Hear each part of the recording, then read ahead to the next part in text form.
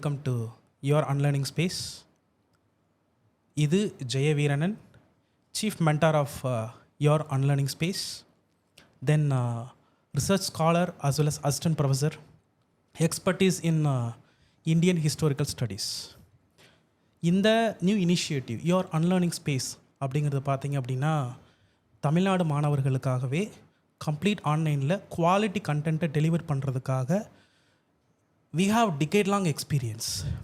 அந்த எக்ஸ்பீரியன்ஸை கொண்டு போய் சேர்க்கறதுக்காக which means reaching the unreached அப்படிங்கிற ஒரு கான்செப்டில் கொண்டு போய் சேர்க்கறதுக்காக கொண்டு வரப்பட்ட ஒரு இனிஷியேட்டிவ். இன்றைக்கு நமக்கு ஸ்டார்ட் பண்ண போகிறது பார்த்தீங்கன்னா your unlearning space podcast series.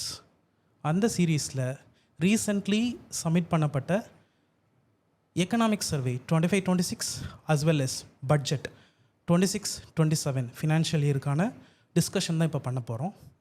We have with us wonderful expertise team. So one person, he has around decade-long experience in civil services teaching.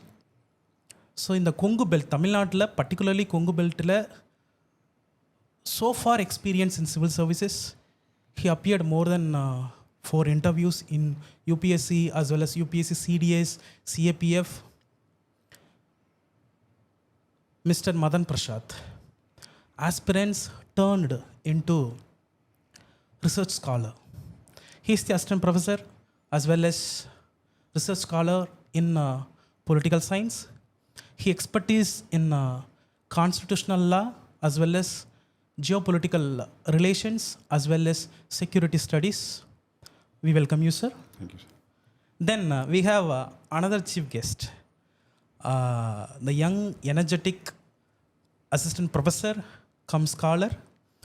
He recently cleared JRF, the prestigious JRF, both in public administration and economics.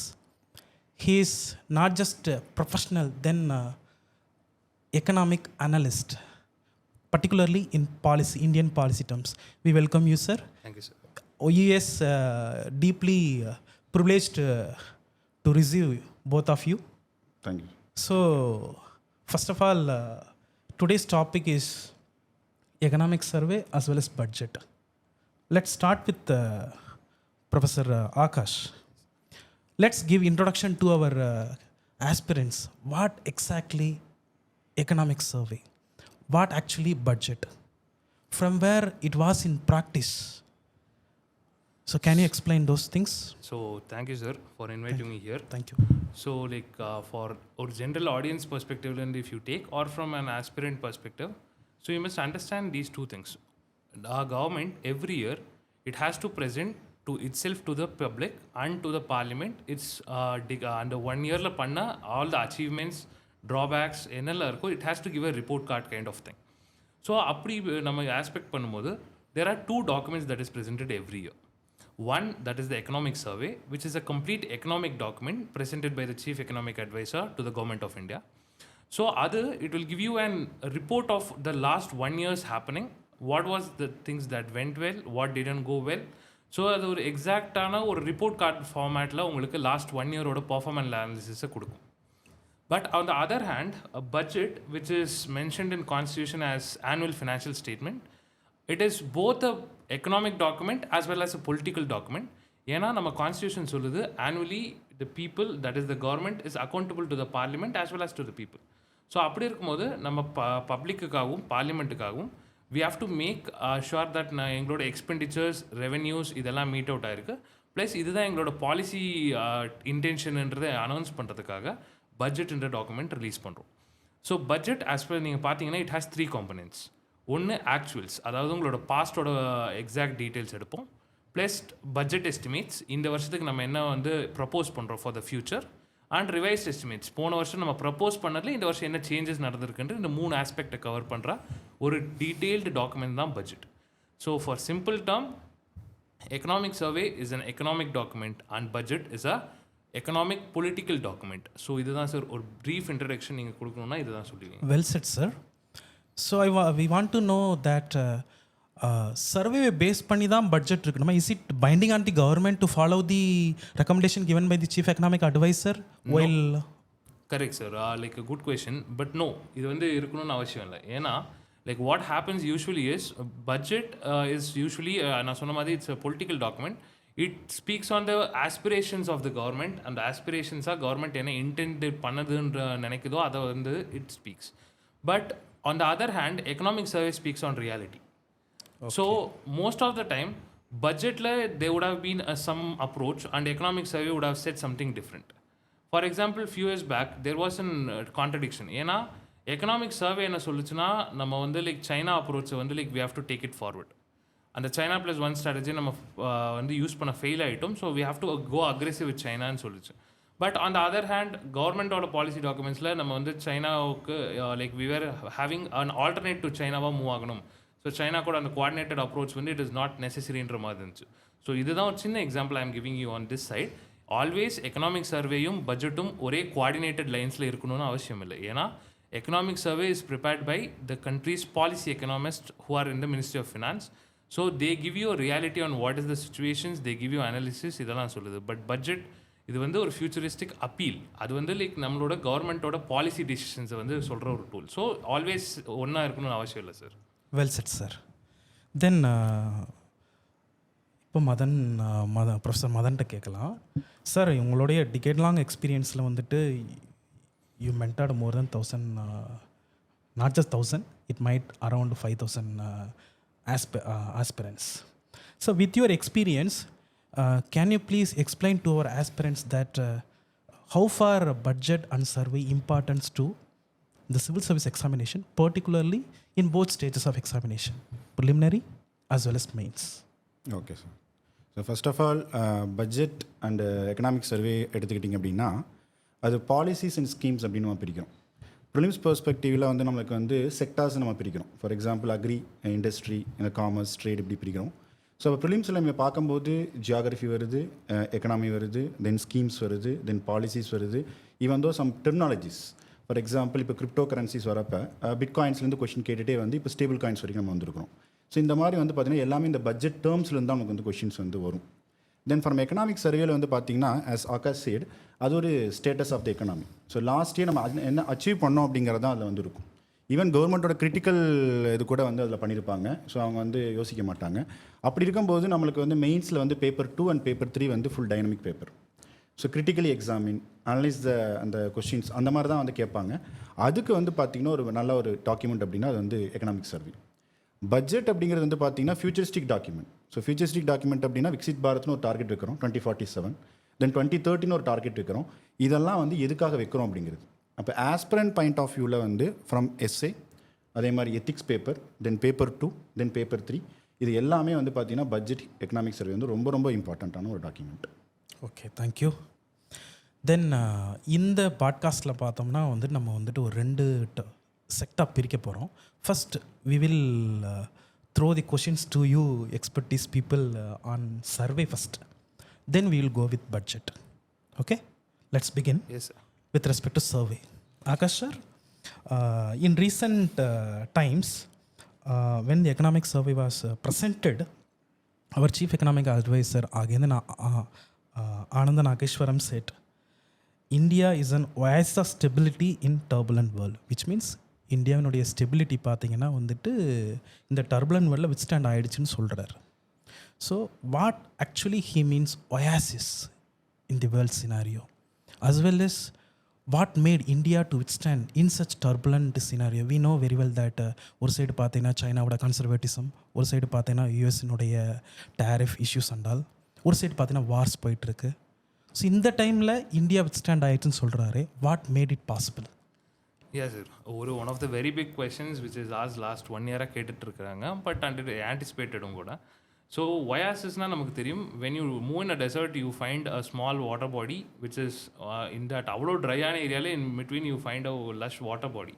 So அப்படி தான் இந்தியாவை நம்ம பார்க்குறோம். ஏன்னா India is a country that is recorded ஒரு high recorded growth rate of 6.8 to 7.2 anticipate பண்ணுறாங்க IMFோட projections படி. பட் வேர்ல்டு ஃபுல்லாமே டம்பிள் ஆகிட்டு இருக்கு, அரௌண்ட் 3 to 4% க்ரோத் ரேட்டில் வந்து இதாகிட்டு இருக்கும்போது, அண்ட் குளோபல் க்ரோத் ரேட்ஸும் லோவராக தான் இருக்கிற ஆன்டிசிபேட்டட் டைமில், எஸ்பெஷலி நம்ம பார்த்தோன்னா in the world, in the last 1 year, the year of uncertainty, especially after Donald Trump came to power in US. So our first started with the reciprocal tariff policy. So our reciprocal tariff policy படி tit for tat என்ற அந்த policy regimes போட்டாரு. So அது வந்து especially the countries which and all having high tariffs, so அதை வந்து like affect பண்ணுச்சு. Especially நம்மள we were first let go for 26-27% இருந்தது. பட் லேட்டர் ஆன் நம்ம யூஎஸ் ரஷ்யன் ஆயில் வாங்குறோன்ற ஒரே ரீசனுக்காக இட் வாஸ் ஹைக் டு 50%. அது நம்ம எக்கனாமி ஒரு சைடில் தேர் வாஸ் அ டர்புலண்ட் ஹெட்வின்ஸ். இன்னொரு சைடு உக்ரைன் ரஷ்யா வார் அது ஸ்டாப் ஆகாததாலையும் சப்ளை செயின்ஸ், குளோபல் சப்ளை செயின்ஸில் டிஸ்டர்ப்ஷன்ஸ் இருந்தது. தென் இஸ்ரேல் ஈரான் வார், அந்த வார்னால அங்கே மிடில் ஈஸ்டில் இருந்த எக்கனாமிக் கிரைசிஸ், சவுதி யூஏஇ அந்த பிரச்சனை இருந்துச்சு, Africa there was a problem. So and China Taiwan இந்த மாதிரி பல ப்ராப்ளம் வந்து இங்கே இருக்கும்போது, so and even our neighbourhood எடுத்துக்கோங்க, we had problems with Pakistan, operation Sindoor நம்ம கண்டக்ட் பண்ணோம், we were successful in that. Bangladesh there was a regime change, Myanmar there is a military coup, அப்போது நேபாளில் பிரச்சனை இருக்குது. ஸோ அண்ட் சைனா கண்டினியூஸ் த்ரெட்டாக தான் இருக்குது. அண்ட் இப்படிப்பட்ட ஒரு பேரடாக்சிக்கல் ஒரு வேர்ல்ட் சுச்சுவேஷன்ஸில் நம்ம என்ன பண்ணியிருக்கோம், we were able to have that higher growth rates. இதுக்கு ப்ரைமர்லி என்ன சொல்கிறாங்கன்னா, there was a higher amount of, நம்ம ஏன்னா எக்கனாமி யூஸ்வலாக பிரிப்போம், ஒரு ஜிடிபியை கால்குலேட் பண்ணும்போது 3 types of expenditures are usually taken into account. ஒன்று வந்து உங்களோட பீப்புளோட ஃபைனல் கன்சப்ஷன் எக்ஸ்பெண்டிச்சர், இன்னொன்று gross capital formation which is made by industries, and அதுக்கப்புறம் கவர்மெண்ட்டோட கேபிக்ஸ். ஸோ இதில் பர்டிகுலர்லி இந்த வருஷம் நமக்கு என்ன ஃபேவராக இருக்குன்னா, domestic demand actually it has been very good. So nearly 60% of நம்மளோட ஜிடிபியை ட்ரைவ் பண்ணது வந்து domestic demand, which is a very good contributor. ஏன்னா லைக் இவ்வளோ எக்ஸ்டர்னல் சுச்சுவேஷன்ஸ் வந்து அண்ட் ஹெட்வின்ஸ் வந்து நமக்கு எகென்ஸ்டாக இருக்கும்போது கூட, ஏன்னா நெட் இம்போர்ட் கிடையாது, we are not an net exporter, we are net importer. So அப்போ அந்த மாதிரி சுச்சுவேஷனில் டொமஸ்டிக் டிமாண்ட் தான் என்ன பண்ணியிருக்குன்னா நம்மளை காப்பாற்றிருக்கு. And even though with the lower inflation rates என்ன பண்ணிருக்கோம், we are able to make our exports little competitive. So அப்போ இந்த மாதிரி ஒரு சுச்சுவேஷன் நீங்கள் வேர்ல்டு ஃபுல்லாக பார்க்கும்போது வேறு எங்கேயுமே இல்லை. ஏன்னா வேர்ல்டில் இன்ஃப்ளேஷன் ஒரு அரௌண்ட் 3.8 to 4.2% வந்து ஹவர் ஆகிட்டு இருந்தது. அப்போ நம்மளோட இன்ஃப்ளேஷன் வந்து like it was below 4% mark, நம்மளோட கோர் இன்ஃப்ளேஷனாக இருக்கட்டும், ஹெட்லைன் இன்ஃப்ளேஷனாக இருக்கட்டும். அப்போது இந்த காலகட்டத்தில் ஒரே ஒரு விஷயம் India was not able to do வெல்லுங்கிறது நம்மளோட ருப்பி ஸ்டெபிலிட்டி தான். ஏன்னா rupee was it cross the 90% 90 rupees mark. அது ஒன்று மட்டும்தான் நம்மளை வந்து பார்த்தோம், as well as very big ட்ராபேக்காக பார்த்தோம் தவிர.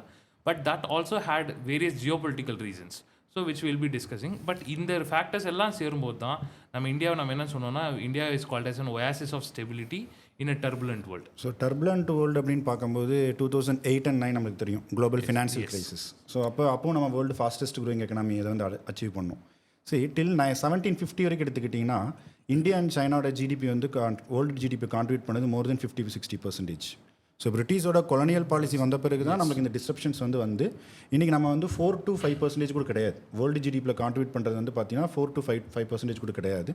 ஸோ இந்த மாடரேட் இன்ஃப்ளேஷன், அதே மாதிரி stable growth, so even European union, western countries, Chinese இதெல்லாம் க்ரோத் பார்த்தீங்கன்னா ஸ்டாக்னட் ஆயிடுச்சு. 3.5% தான் வந்து மெயின்டைன் பண்ணுறாங்க. அப்போ வந்து நம்ம bright spot of the Indian economy அப்படின்னு சொல்லுவோம். IMF வந்து நிறைய டைம் அந்த டேர்ம் யூஸ் பண்ணியிருக்காங்க. ஸோ வேர்ல்டே வந்து டல்லாக இருக்கும்போது இந்தியா மட்டும் பார்த்தீங்கன்னா 6-8% வந்து க்ரோத் வந்து போகுது அப்படின்னு சொல்லிட்டு. ஸோ நம்ம வந்து $5 trillion எக்கனாமி அச்சீவ் பண்ணணும்னா நாமினல் ஜிடிபியில் வந்து பார்த்தீங்கன்னா we have to achieve 10% growth. Real டைமில் 8%, நாமினலில் 10% கன்சிஸ்டன்சி இருக்கும். ஸோ அது வந்து இந்த லாஸ்ட் டூவோட அந்த க்ரோத் வந்து பார்த்தீங்கன்னா பெட்டராகவே வந்து காமிச்சிருக்குது. இந்த செஞ்சுரியில் நீங்கள் எடுத்துக்கிட்டால் கூட 1928ஓட global financial crisis, that is economic depression, அப்போ நம்ம காலனியலிசம் வந்து இருந்தோம். ஆஃப்டர் 1950s to 80s வந்து பார்த்தீங்கன்னா ஸ்டாக்னன்ட் க்ரோத்தாக வந்து போயிருந்தது. பட் 80ஸ்க்கு மேலே தான் நம்மளுக்கு என்ன ஆச்சுன்னா மார்க்கெட் ஓப்பன் பண்ணுறது பற்றி எனக்கு தெரிஞ்சுது. அதுக்கப்புறம் வந்து அன்ஸ்டாப்பபிள். ஸோ எல்லோரும் நம்மளை பார்த்து ஆச்சரியப்படுறது என்னென்னு பார்த்தீங்கன்னா, இந்தியா மட்டும் எல்லாம் எப்படி வித்ஸ்டாண்ட் பண்ணுது. கோவிட் கிரைசிஸ் எந்திரிச்சிட்டாங்க, குளோபல் ஃபினான்ஷியல் கிரைசிஸ் எந்திரிச்சிட்டாங்க, இப்போ டாரிஃப் டிஸ்ட்ரப்ஷன்ஸ் எந்திரிச்சிட்டாங்க. இது வந்து என்ன அப்படின்னா, ஆகாஷ் சொன்ன மாதிரி domestic demand. So domestic demand ஒன்று இருந்தது அப்படின்னா நம்ம வந்து எக்ஸ்டர்னல் இதை வந்து நம்ம பார்க்க தேவையில்லை. ஸோ அதை தான் நம்ம ஸ்வதேசின்னு சொல்கிறோம். நம்ம அன்றைக்கி வந்து பார்த்திங்கன்னா இந்தியன் நேஷனல் மூவ்மெண்ட்டில் நிறைய ஆத்ம நிர்பர் பாரத்தை, செல்ஃப் ரிலையன்ஸுங்கிற வார்த்தை யூஸ் பண்ணோம். காந்தியோட வார்த்தையில் வந்து வேறு மாதிரி யூஸ் பண்ணோம். இன்றைக்கி நம்ம வந்து ஸ்வதேசி, ஆத்ம நிர்பர் பாரத் ஏன் சொல்கிறேன்னா, ஸோ டொமஸ்டிக் கன்சம்ஷனில் இருக்கக்கூடிய சில ப்ராடக்ட்டை வந்து நம்ம ப்ரொடியூஸ் பண்ணுற மாதிரி இருக்கும். Not mean to import substitution அப்படிங்கிறதுல போகக்கூடாது. ஸோ அது வந்து இருக்கக்கூடாது. அதே சமயத்தில் நம்மளுக்கு வந்து சப்ளை செயினில் நம்ம வந்து டாமினேட் பண்ணணும் அப்படிங்கிறது தான். அதைத்தான் சீஃப் எக்கனாமிக் அட்வைசர் என்ன சொல்கிறாருன்னா, ஸோ இந்த மாதிரி இருக்கக்கூடிய பிரைட் ஸ்பாட்டில் இந்தியன் எக்கனாமி இருக்குது. ஸோ நமக்கு வந்து கான்ஃபிடென்ட்டாக வி ஹேவ் டு அச்சீவ் வந்து ஒரு 8% போயிடலாம் அப்படிங்கிறது தான் ஸ்டேட்டஸ் சொல்கிறாங்க. பிகாஸ் 1950s நம்மளும் சைனாவோட economy were in the same spots. But almost till 1980. 1980 வரைக்கும் சேம். பட் அந்த ப்ராசஸில் like they were first food self சஃபிஷியண்டாக மாறி 1970s அவங்களோட இண்டஸ்ட்ரியலைசேஷன் ப்ராசஸ் ஸ்டார்ட் பண்ண உடனே ஸோ அவங்களோட domestic demand they made sure that is intact. But we have considerations, அவங்க ஒரு communist country like in more democracy. But still அந்த டொமஸ்டிக் டிமாண்டுங்கிறது தான் இங்கே வந்து இருக்கிற ஒரு பெரிய கான்ட்ரிபியூட்டிங் ஃபேக்டராக இருக்குன்றதை நம்ம பார்க்குறோம். நீங்கள் கேட்ட கொஸ்டினுக்கும் அதுதான் ஆன்சர். அந்த ஒயாசிஸ்ன்றது காரணம் we were able to self reliant or self internally in various parameters. நம்மளை செல்ஃப் ரிலையன்ட் ஆன உடனே தான் அந்த குளோபல் ஹெட்வின்ஸ் நம்மளை பெரிய அளவுக்கு அஃபெக்ட் பண்ணல sir. Yes, okay sir, well set. Then last question நம்ம பார்த்தோம் இல்லைங்களா, அதில் வந்துட்டு household financial consumption expenditure பற்றி பேசியிருந்தீங்க. அதோட ஃபாலோ அப்பாக இருந்தது வந்துட்டு in survey they said household financial savings அப்படிங்கிறது ட்ரெடிஷ்னல் சேவிங் மைண்ட் செட்டில் இருந்துட்டு கொஞ்சம் டிவியேட் ஆகிருக்குன்னு சொல்லிட்டு இந்த சர்வே சொல்லுது. அதை பற்றி நீங்கள் என்ன நினைக்கிறீங்க சார்? யா சார், லைக் ஒரு one of the biggest changes that has happened in last 2-3 years. என்னன்னா நம்ம usually Indians have the typical mindset of saving in physical assets. அது கோல்டாக இருக்கலாம், லேண்டாக இருக்கலாம், எஸ் இன்னொரு பேங்க் டெபாசிட்ஸ், இந்த மாதிரி ஃபிசிக்கல் டெபாசிட்ஸ் வந்து விச் ஆர் குவிக்லி லிக்விட்ன்ற மாதிரி அண்ட் லிக்விடை தாண்டி they are easily accessible instruments மாதிரி யூஸ் பண்ணிட்டு இருந்தோம். But in the last 2 years, like we have, like once upon a time in 2018, there were only 2 crore demat accounts. But in the last 3 years, they were under demat accounts, so the amount has surged to 21 crores. அப்போது like understand பண்ணுங்கள், like இவ்வளோ பெரிய ஒரு demat account search ஆகும்போது India has move towards equity markets. Equity markets நமக்கு தெரியும், buying of shares. அது மட்டும் ஈக்விட்டி மார்க்கெட்ஸ் மட்டும் இல்லாமல் we have even further extended to debt markets. அது பாண்ட்ஸாக இருக்கலாம், டிபெஞ்சர்ஸாக இருக்கலாம், இந்த மாதிரி இருந்தது. We have diversified our instruments. Retail இன்வெஸ்டர்ஸோட கான்ஃபிடன்ஸ் வந்து பூஸ்ட் ஆயிருக்கு. ஸோ எப்போயுமே ஒரு எக்கனாமி வந்து உங்களுக்கு வந்து ஒரு $350 billion நம்ம ஜிடிபி வந்து இருக்குன்னா, ஸோ அது ரீட்டைல் இன்வெஸ்டர்ஸோட கான்ஃபிடன்ஸ் வந்து பூஸ்ட் பண்ணும். அப்போ they are trying for some other opportunities apart from traditional market instruments. They looking for new market instruments like டெப்ட், ஈக்விட்டி, ஸ்டாக்ஸ் அந்த மாதிரி வந்து போகிறாங்க. ஈவன் அந்த கிரிப்டோ கரன்சி மாதிரியும் போவாங்க. பட் இந்தியா வந்து அதுக்கு ரெடியாக இல்லை. பட் எஸ் சார் சொன்னது one of the very important. Last year SEBI வந்து அதோட ரெகுலேஷன்ஸ் கொடுத்தது especially with respect to derivative markets. ஏன்னா டெரிவேட்டிவ் மார்க்கெட்ஸ் நமக்கு தெரியும் which is operating on speculations. Future and ஆப்ஷன்ஸாக இருக்கட்டும், ஃபார்வர்ட் ட்ரேடிங்காக இருக்கட்டும், இது எல்லாமே it happens on speculation. So இந்த மாதிரி மார்க்கெட்ஸில் ரீட்டைல் இன்வெஸ்டர்ஸ் வந்து போய் அதிக அளவுக்கு லைக் தே ஆர் பீயிங் ட்ராப்டுன்றதை ஐடென்டிஃபை பண்ண SEBI it gave a base mark on below 5 lakhs கீழே யாருமே வந்து like you cannot enter in to derivative மார்க்கெட்ஸ்னு இட் மேட் ஷுர் தட் இதோட செபியோட contributions one of the very big contributions. ஏன்னா எப்பப்பெல்லாம் வந்து there was a need to regulate the market, there was proper regulation. ஏன்னா நமக்கு தெரியும் குளோபலைசேஷன் ஆனதுக்கப்புறம் ஸ்ட்ராங்கர் ரெகுலேஷன்ஸ் வந்து ஒர்க் அவுட் ஆகுது, ரேதர் கவர்னன்ஸ் ஃப்ரேம் ஒர்க்குள்ள மூவ் ஆகிட்டோம். ரெகுலேட்டரி இன்ஸ்டிடியூஷன்ஸ் லைக் இப்போ ரீசெண்ட் டைம் பார்த்தீங்கன்னா ரீட்டைல் இன்வெஸ்டர்ஸை ப்ரொடெக்ட் பண்ணுறதுக்கு ஈவன் பைபேக் மெக்கானிசத்தில் கேபிட்டல் கெயின்ஸோட ரெகுலேட் பண்ணியிருக்காங்க. அது பண்ணியிருக்காங்க. ஸோ இன்ஃப்ளூயன்சஸ் எஸ்பெஷலி இந்த டிஜிட்டல் வேர்ல்டு போஸ்ட் கோவிட் நம்ம எடுத்துக்கிட்டோம்னா டிஜிட்டல் வேர்ல்டு மூவ் ஆனதுக்கப்புறம் அந்த டிஜிட்டல் வேர்ல்டோட இன்ஃப்ளூயன்சஸ் ஒன்று என்னாச்சுன்னா ஃபின்ஃப்ளூயன்சஸ்ன்ற ஒரு கம்யூனிட்டி டெவலப் பண்ணாங்க who are aware of financial instruments but they are not certified financial instrument or auditors கிடையாது. They are not company secretaries but they are people who are having knowledge in this, completely aware of financial markets. அப்போ வந்து என்னன்னா அப்போ அவங்க வந்து financial decisions பற்றி advice on YouTube or through other social media platforms கொடுக்கும்போது it is misleading the people. அதே மாதிரி என்னன்னா ஒரு crowding effect வந்து அதில் கொடுக்குதுன்றதால even SEBI started to regulate that. So அப்போ செபியோட intervention plus peopleோட financial literacy being increased day by day and various other instruments available which are safe actually. ஏன்னா people are not ready to take riskன்றதான் major thing. ஏன்னா physical அசெட்லேயே invest பண்ணாங்கிறது காரணமே அதுதான். ஆனால் but இப்போ என்ன இருக்குது, we have moved towards equities மட்டுமே இல்லாமல் ஈவன் டெட் இன்ஸ்ட்ருமெண்ட்ஸ் கூட மூவ் ஆனது. It's a very good move towards formalization of our economy. நம்ம எக்கனாமி ஃபார்மலைஸ் ஆகுதுன்றதுக்காக இது ஒரு good sign. And very importantly இதுதான் one of the reasons for what நம்மளோட என்னதான் ஃபாரின் கேபிட்டல் வந்து வராமலே இருந்ததாலும், அதாவது ஃபாரின் போர்ட்ஃபோலியோ இன்வெஸ்ட்மெண்ட்ஸ் வந்து பெரிய அளவுக்கு இந்த வருஷம் வராமல் இருந்ததெல்லாம் கூட அதை பேலன்ஸ் அவுட் பண்ணுது நம்மளோட டொமஸ்டிக் டிமாண்ட். அந்த டொமஸ்டிக் வந்து பீப்புள் வந்து ஸ்டாக் மார்க்கெட்ஸ்குள்ளே என்ட்ரு ஆனது. நம்மளோட பட்ஜெட் சார் ஆக்சுவலி வந்து 16 to 15 lakh crore வந்து டெஃபிஷிட். ஸோ இப்போ அவரை மென்ஷன் பண்ண மாதிரி வந்து மார்க்கெட் பாரோயிங்ஸ் வந்து எக்ஸ்டர்னலாக போகாமல் இன்டர்னல் மார்க்கெட் ப்ராயிங்ஸே கவர்மெண்ட் வந்து எவ்வளோ பண்ண முடியும்னு போய் பார்க்குது. ஏன்னா நம்மளுக்கு வந்தது வந்து revenue 34 lakh crore. 53 lakh crore budget போட்டிருக்கோம். ஸோ அந்த டெஃபிஷிட்டை வந்து ஃபஸ்ட் நம்ம என்ன தான் பண்ண முடியும், இன்டர்னல் மார்க்கெட் பாரோயிங்ஸ் தான் வந்து பண்ண முடியும். அதுக்கப்புறம் தான் என்னாங்கன்னா எக்ஸ்டர்னல் கமர்ஷியல் பாரோயிங்ஸ் வந்து போவாங்க. இப்போ கவர்மெண்ட்டுக்கு வந்து அதுவே ஒரு பெரிய கான்ஃபிடன்ஸ் பூஸ்ட் பண்ணுது. ஓகே, ஸோ டொமஸ்டிக் இன்வெஸ்டர்ஸே இருக்கிறாங்க, G6 மூலமாக வந்து இது பண்ணலாம், நம்ம வந்து நிறைய கமாடிட்டிஸ் வந்து இது பண்ணலாம்ங்கிற மாதிரி ஒரு ஆப்ஷன்ஸ் வந்து வச்சுருக்காங்க. Well set sir, well said. So இப்போ நம்ம என்ன பண்ணலாம் அப்படின்னு கேட்டிங்கன்னா, சர்வேயில் ஒரு விஷயத்தை மென்ஷன் பண்ணியிருக்காங்க சார். இன் ரீசெண்ட் டைம் பார்த்தீங்கன்னா எக்ஸ்டெண்டட் இன்சால்வென்சி டைம்லைன் அப்படிங்கிறது பார்த்தீங்கன்னா it literally eroded the value of companies அப்படிங்கிறத வந்துட்டு ஒரு காஷனாக சொல்லியிருக்கிறாங்க. இதை பற்றி நீங்கள் என்ன நினைக்கிறீங்க? So IBC, insolvency bankruptcy code. So இந்தியாவை பொறுத்த வரைக்கும் ஒரு கம்பெனி ஆரம்பிக்கிறது ரொம்ப ஈஸி, ஆனால் அந்த கம்பெனி க்ளோஸ் பண்ணுறது ரொம்ப கஷ்டம். அந்த கம்பெனி க்ளோஸ் பண்ணுறக்கே நீங்கள் வந்து பார்த்தீங்கன்னா ஒரு 2-3 வருஷம் நீங்கள் வந்து இருக்கணும். ஸோ அதுதான் நம்ம ப்ராசஸ் ரிஃபார்ம்ஸ் அப்படின்னு சொல்லிட்டு நம்ம டிஸ்கஸ் பண்ணியிருக்கோம். as Sanjeev Sanyal said, prime minister economic advisory கவுன்சிலில் வந்து இருக்கக்கூடிய ஒரு மெம்பர். ஸோ அவர் என்ன சொல்கிறாருன்னா, இந்தியாவில் வந்து ப்ராசஸ் ரிஃபார்ம்ஸ் அப்படி நீங்கள் பண்ணாமல் ஸோ இந்தியாவோட எக்கனாமியை வந்து நீங்கள் பூஸ்ட் பண்ண முடியாது அப்படின்னு வந்து சொல்கிறார். ஸோ ஆஸ் பேட் பேங்க் மாதிரி பேட் கம்பெனிஸ் அப்படிங்கிறது வந்து நம்மளுக்கு வந்து இருக்குது. ஸோ பேட் கம்பெனிஸ்னால் டெப்ட் ஆயிரும். ஸோ அந்த கம்பெனி வந்து நீங்கள் ரெசல்யூஷன்ஸ் கம்ப்ளீட் பண்ணி அந்த கம்பெனி நீங்கள் க்ளோஸ் பண்ணணும், இல்லைனா அந்த கம்பெனி வந்து ஓனர்ஷிப் வந்து சேஞ்ச் பண்ணணும். அப்படி இந்தியாவில் வந்து வந்தது வந்து பார்த்திங்கன்னா ஆஃப்டர் குளோபலைசேஷன் டெப்ட் ரெக்கவரி ட்ரிபியூனல். ஸோ அது வந்து ஒரு பார்ஷியல் சக்ஸஸ்ன்னு சொல்லலாம். தென் சர்ஃபேசி ஆக்ட், ஸோ அது ஒரு பார்ஷியல் சக்ஸஸ்ன்னு சொல்லலாம். 2016 வந்து பார்த்திங்க அப்படின்னா ஐபிசி அப்படின்னு சொல்லிட்டு ஒரு மேஜர் ரிஃபார்ம் அப்படிங்கிறது வந்து கொண்டு வந்தாங்க. அப்போ அது வரும்போது எல்லாருக்கும் ஒரு கான்ஃபிடன்ஸ் இருந்தது. ஸோ ஏன்னா அதுக்கான ரெசல்யூஷன் டைமே நம்ம வந்து பார்த்தீங்கன்னா ஒரு 180 days அந்த மாதிரி தான் வச்சுருந்தோம். எக்ஸ்டென்ஷன் பண்ணி இப்போ 330 வரைக்கும் வச்சுருக்கிறோம்.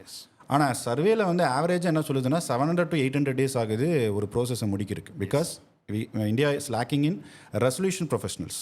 ஸோ ஆடிட்டர் மாதிரி அது ஒரு பெரிய லென்த்தி ப்ரோசஸ் அது. அந்த ரெசல்யூஷன் ப்ரொஃபஷனல்ஸில் வந்து பார்த்திங்கன்னா அவங்களுக்கு வந்து எக்ஸ்பர்டைஸ் வந்து இந்தியாவில் கிடையாது. கவர்மெண்ட் வந்து ரெகனைஸ் பண்ணுறதில்ல. அப்போ ஒரு கம்பெனி க்ளோஸ் பண்ணுறது இல்லை ஓனர்ஷிப்பை சேஞ்ச் பண்ணுறது, அப்போ அந்த டிலேனால் என்ன ஆகுது அப்படின்னு பார்த்தீங்கன்னா எம்ப்ளாயர்ஸ்க்கு கான்ஃபிடன்ஸ் போயிடும், ஆப்ரேட்டர்ஸ்க்கு வந்து இதாயிரும், கிரெடிட்டர்ஸ்க்கு வந்து இதாயிரும். ஸோ இதெல்லாம் நம்ம ஒரு லென்த்தி ப்ரோசஸாக வந்து நம்ம பார்த்துட்ருக்கோம். இப்போ ஐபிசியில் இருக்கக்கூடிய ஒரு டெஃபிஷிட் என்னென்னு பார்த்தீங்கன்னா national company law tribunal and national company law appellate tribunal, இது ரெண்டுலையுமே வேக்கன்சி இருக்குது.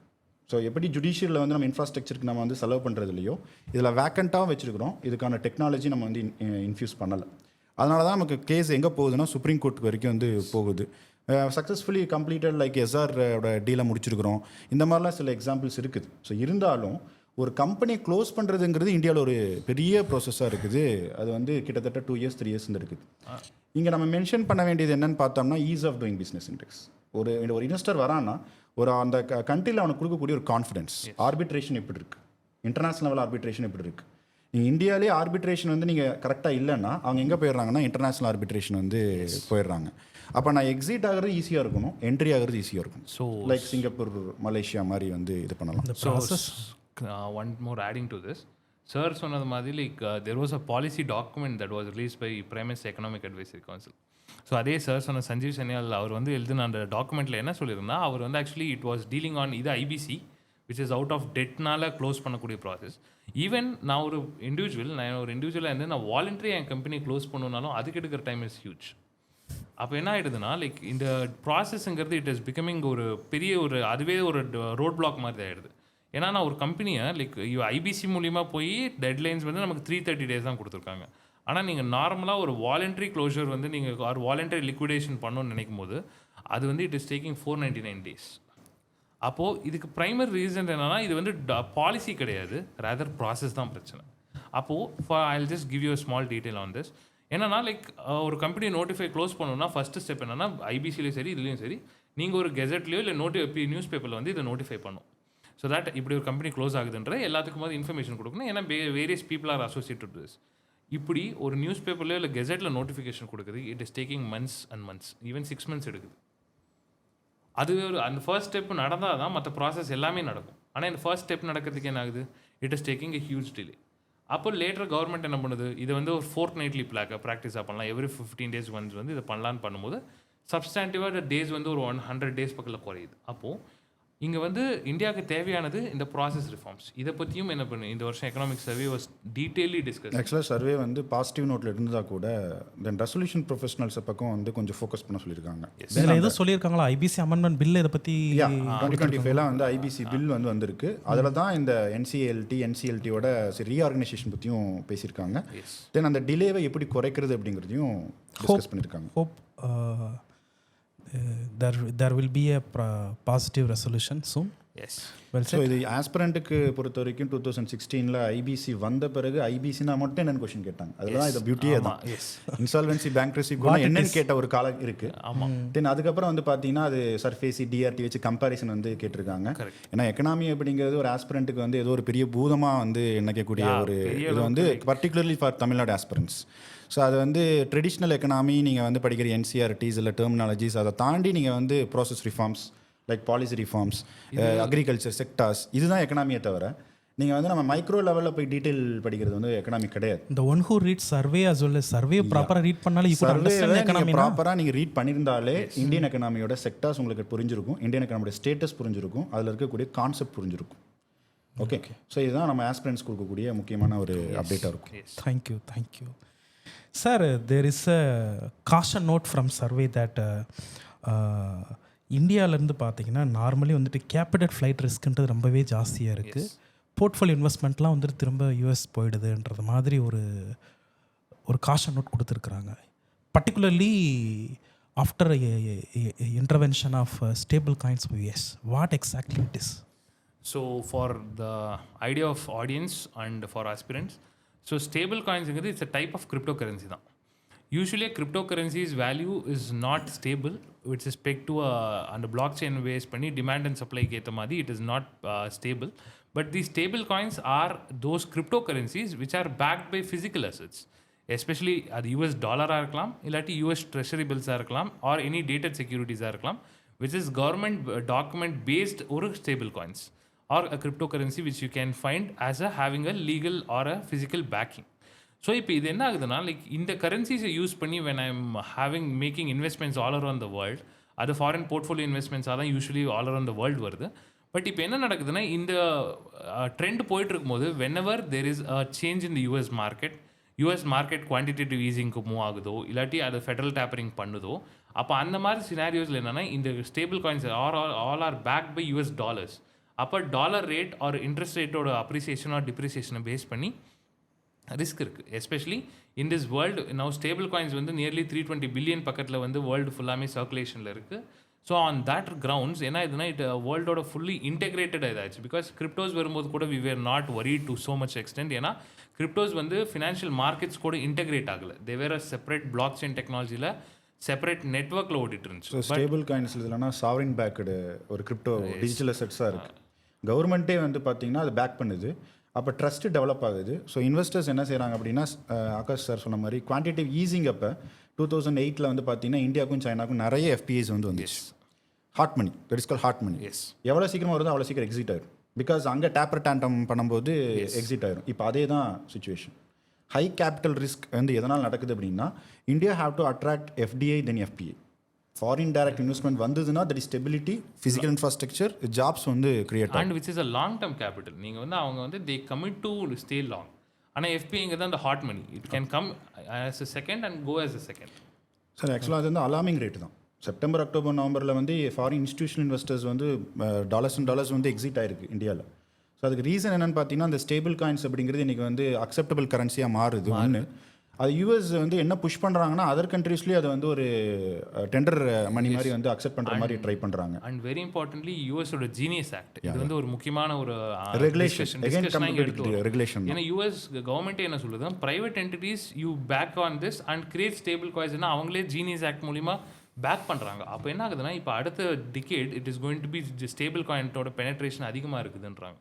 ஸோ நம்ம India still doesn't have a proper நமக்கு வந்து பாலிசி வந்து நம்ம இன்னுமே இதை பற்றி கிளியராக கோர்ட் வந்து பார்த்தீங்கன்னா ஆக்சுவலாக வந்து அதை நம்ம அன்கான்ஸ்டியூஷன் சொல்ல முடியாதுன்னு சொன்ன பிறகு RBI தான் என்ன சொல்லிடுச்சு அப்படின்னா, இல்லை ஆல்ரெடி நிறைய நம்மளுக்கு ஃபினான்ஷியல் இன்ஸ்ட்ருமெண்ட்ஸ் இருக்கிறனால நான் வந்து கிரிப்டோ கரன்சிக்கு வந்து நான் வந்து பேக்கிங் கொடுக்க முடியும். Not back, that's your own risk. Because India மாதிரி இருக்கக்கூடிய நாட்டில் என்ன நடக்குது அப்படின்னா, எயிட்டிஸ் நைன்ட்டீஸ்லேருந்து சீட் ஃபண்டு ஸ்கேம்ஸ் நடந்திருக்கு, சாரதா சீட் ஃபண்ட் ஸ்கேம்ஸ் நடந்திருக்குது, கிரிப்டோ கரன்சி பிட்காயின்ஸ்னு சொல்லி நிறைய பேர் மக்கள் ஏமாறுறாங்க. அப்படி இருக்க ஒரு நாட்டில் வந்து நீங்கள் கிரிப்டோ கரன்சியை வந்து இது பண்ணிங்க அப்படின்னா அது வந்து டர்புலன்ஸ் வந்து க்ரியேட் பண்ணிடும். ஆனால் என்ன பண்ணிட்டாங்கன்னா டேக்ஸும் இன்க்ரீஸ் பண்ணியிருக்காங்க. ஸோ ஹெவி டேக்ஸு, இன்னொன்று உங்கள் ஓன் ரிஸ்க். அது நாங்கள் பண்ண முடியாது, but that is not a legal tender. அது இந்தியா வந்து இன்னும் திங்க் பண்ணிட்டு இருக்கிறோம். ஸோ அதை இப்போ நம்ம அலோவ் பண்ண முடியாது அப்படின்னு சொல்கிறாங்க. இந்த ஸ்டேபிள் காயின்ஸ் வந்து இந்த அளவுக்கு ஏன் டேர்ம்ஸ் வந்து நமக்கு ரொம்ப ஃபேமஸாக இருக்குது அப்படின்னா ஃப்ரம் எலான் மஸ்க், இந்த மாதிரி நிறைய யூஎஸோட டெக் ஆண்டர்பிரினர்ஸே வந்து பார்த்தீங்கன்னா அதில் இன்வெஸ்டர்ஸாக இருக்கிறாங்க, இல்லைனா மேபி அதோட ஃபவுண்டர்ஸாக இருக்கிறாங்க. அதனால தான் இந்த வருஷம் வந்து பார்த்தீங்கன்னா ஒரு பெரிய ட்ரெண்டிங் இதாகவே ஸ்டேபிள் காயின்ஸ் வந்து பார்க்கப்படுது. And the second part to your question, ஏன் கேபிட்டல் ஃப்ளைட் நடக்குதுன்றதுக்காக செகண்ட் பார்ட் என்னன்னா, எஸ்பெஷலி யூஎஸில் இருக்க டர்புலன்ஸ், யூஎஸ் மார்க்கெட்டை சுற்றி இருக்க டர்புலன்ஸ் அண்ட் இன்வெஸ்டர் கான்ஃபிடன்ஸ் வந்து லைக் என்னன்னா யூஎஸ் டர்புலன்ஸ் இருக்கிறதால like people find US market to be more safer market in this scenario, especially the US இன்வெஸ்டர்ஸாக இருக்கட்டும், குளோபல் இன்வெஸ்டர்ஸோட சினாரியோ அப்படிதான் எப்படி இருக்கு அப்படின்னா ஆக்சுவலாக வந்து இப்போ டாலர் வந்து ஸ்ட்ரென்தன் ஆகுது, பீப்புளுக்கு தெரியும். இது அவங்க என்ன நினைக்கிறாங்கன்னா இந்தியா விட உங்களுக்கு வந்து பர்சன்டேஜ் ஆஃப் இன்ட்ரெஸ்ட் அதிகமாக கிடைச்சா நீங்கள் என்ன பண்ணுவீங்க? நீங்கள் யூஎஸ் சிட்டிசன், யுவர் இன்வெஸ்டர், உங்கள் நாட்டிலே உங்களுக்கு நல்லா வந்து சேஃப் ஹேவன் ஆஃப் அசட்ஸ் இருக்கும்போது நீங்கள் ஏன் இந்தியாவுக்கு போக போகிறீங்க?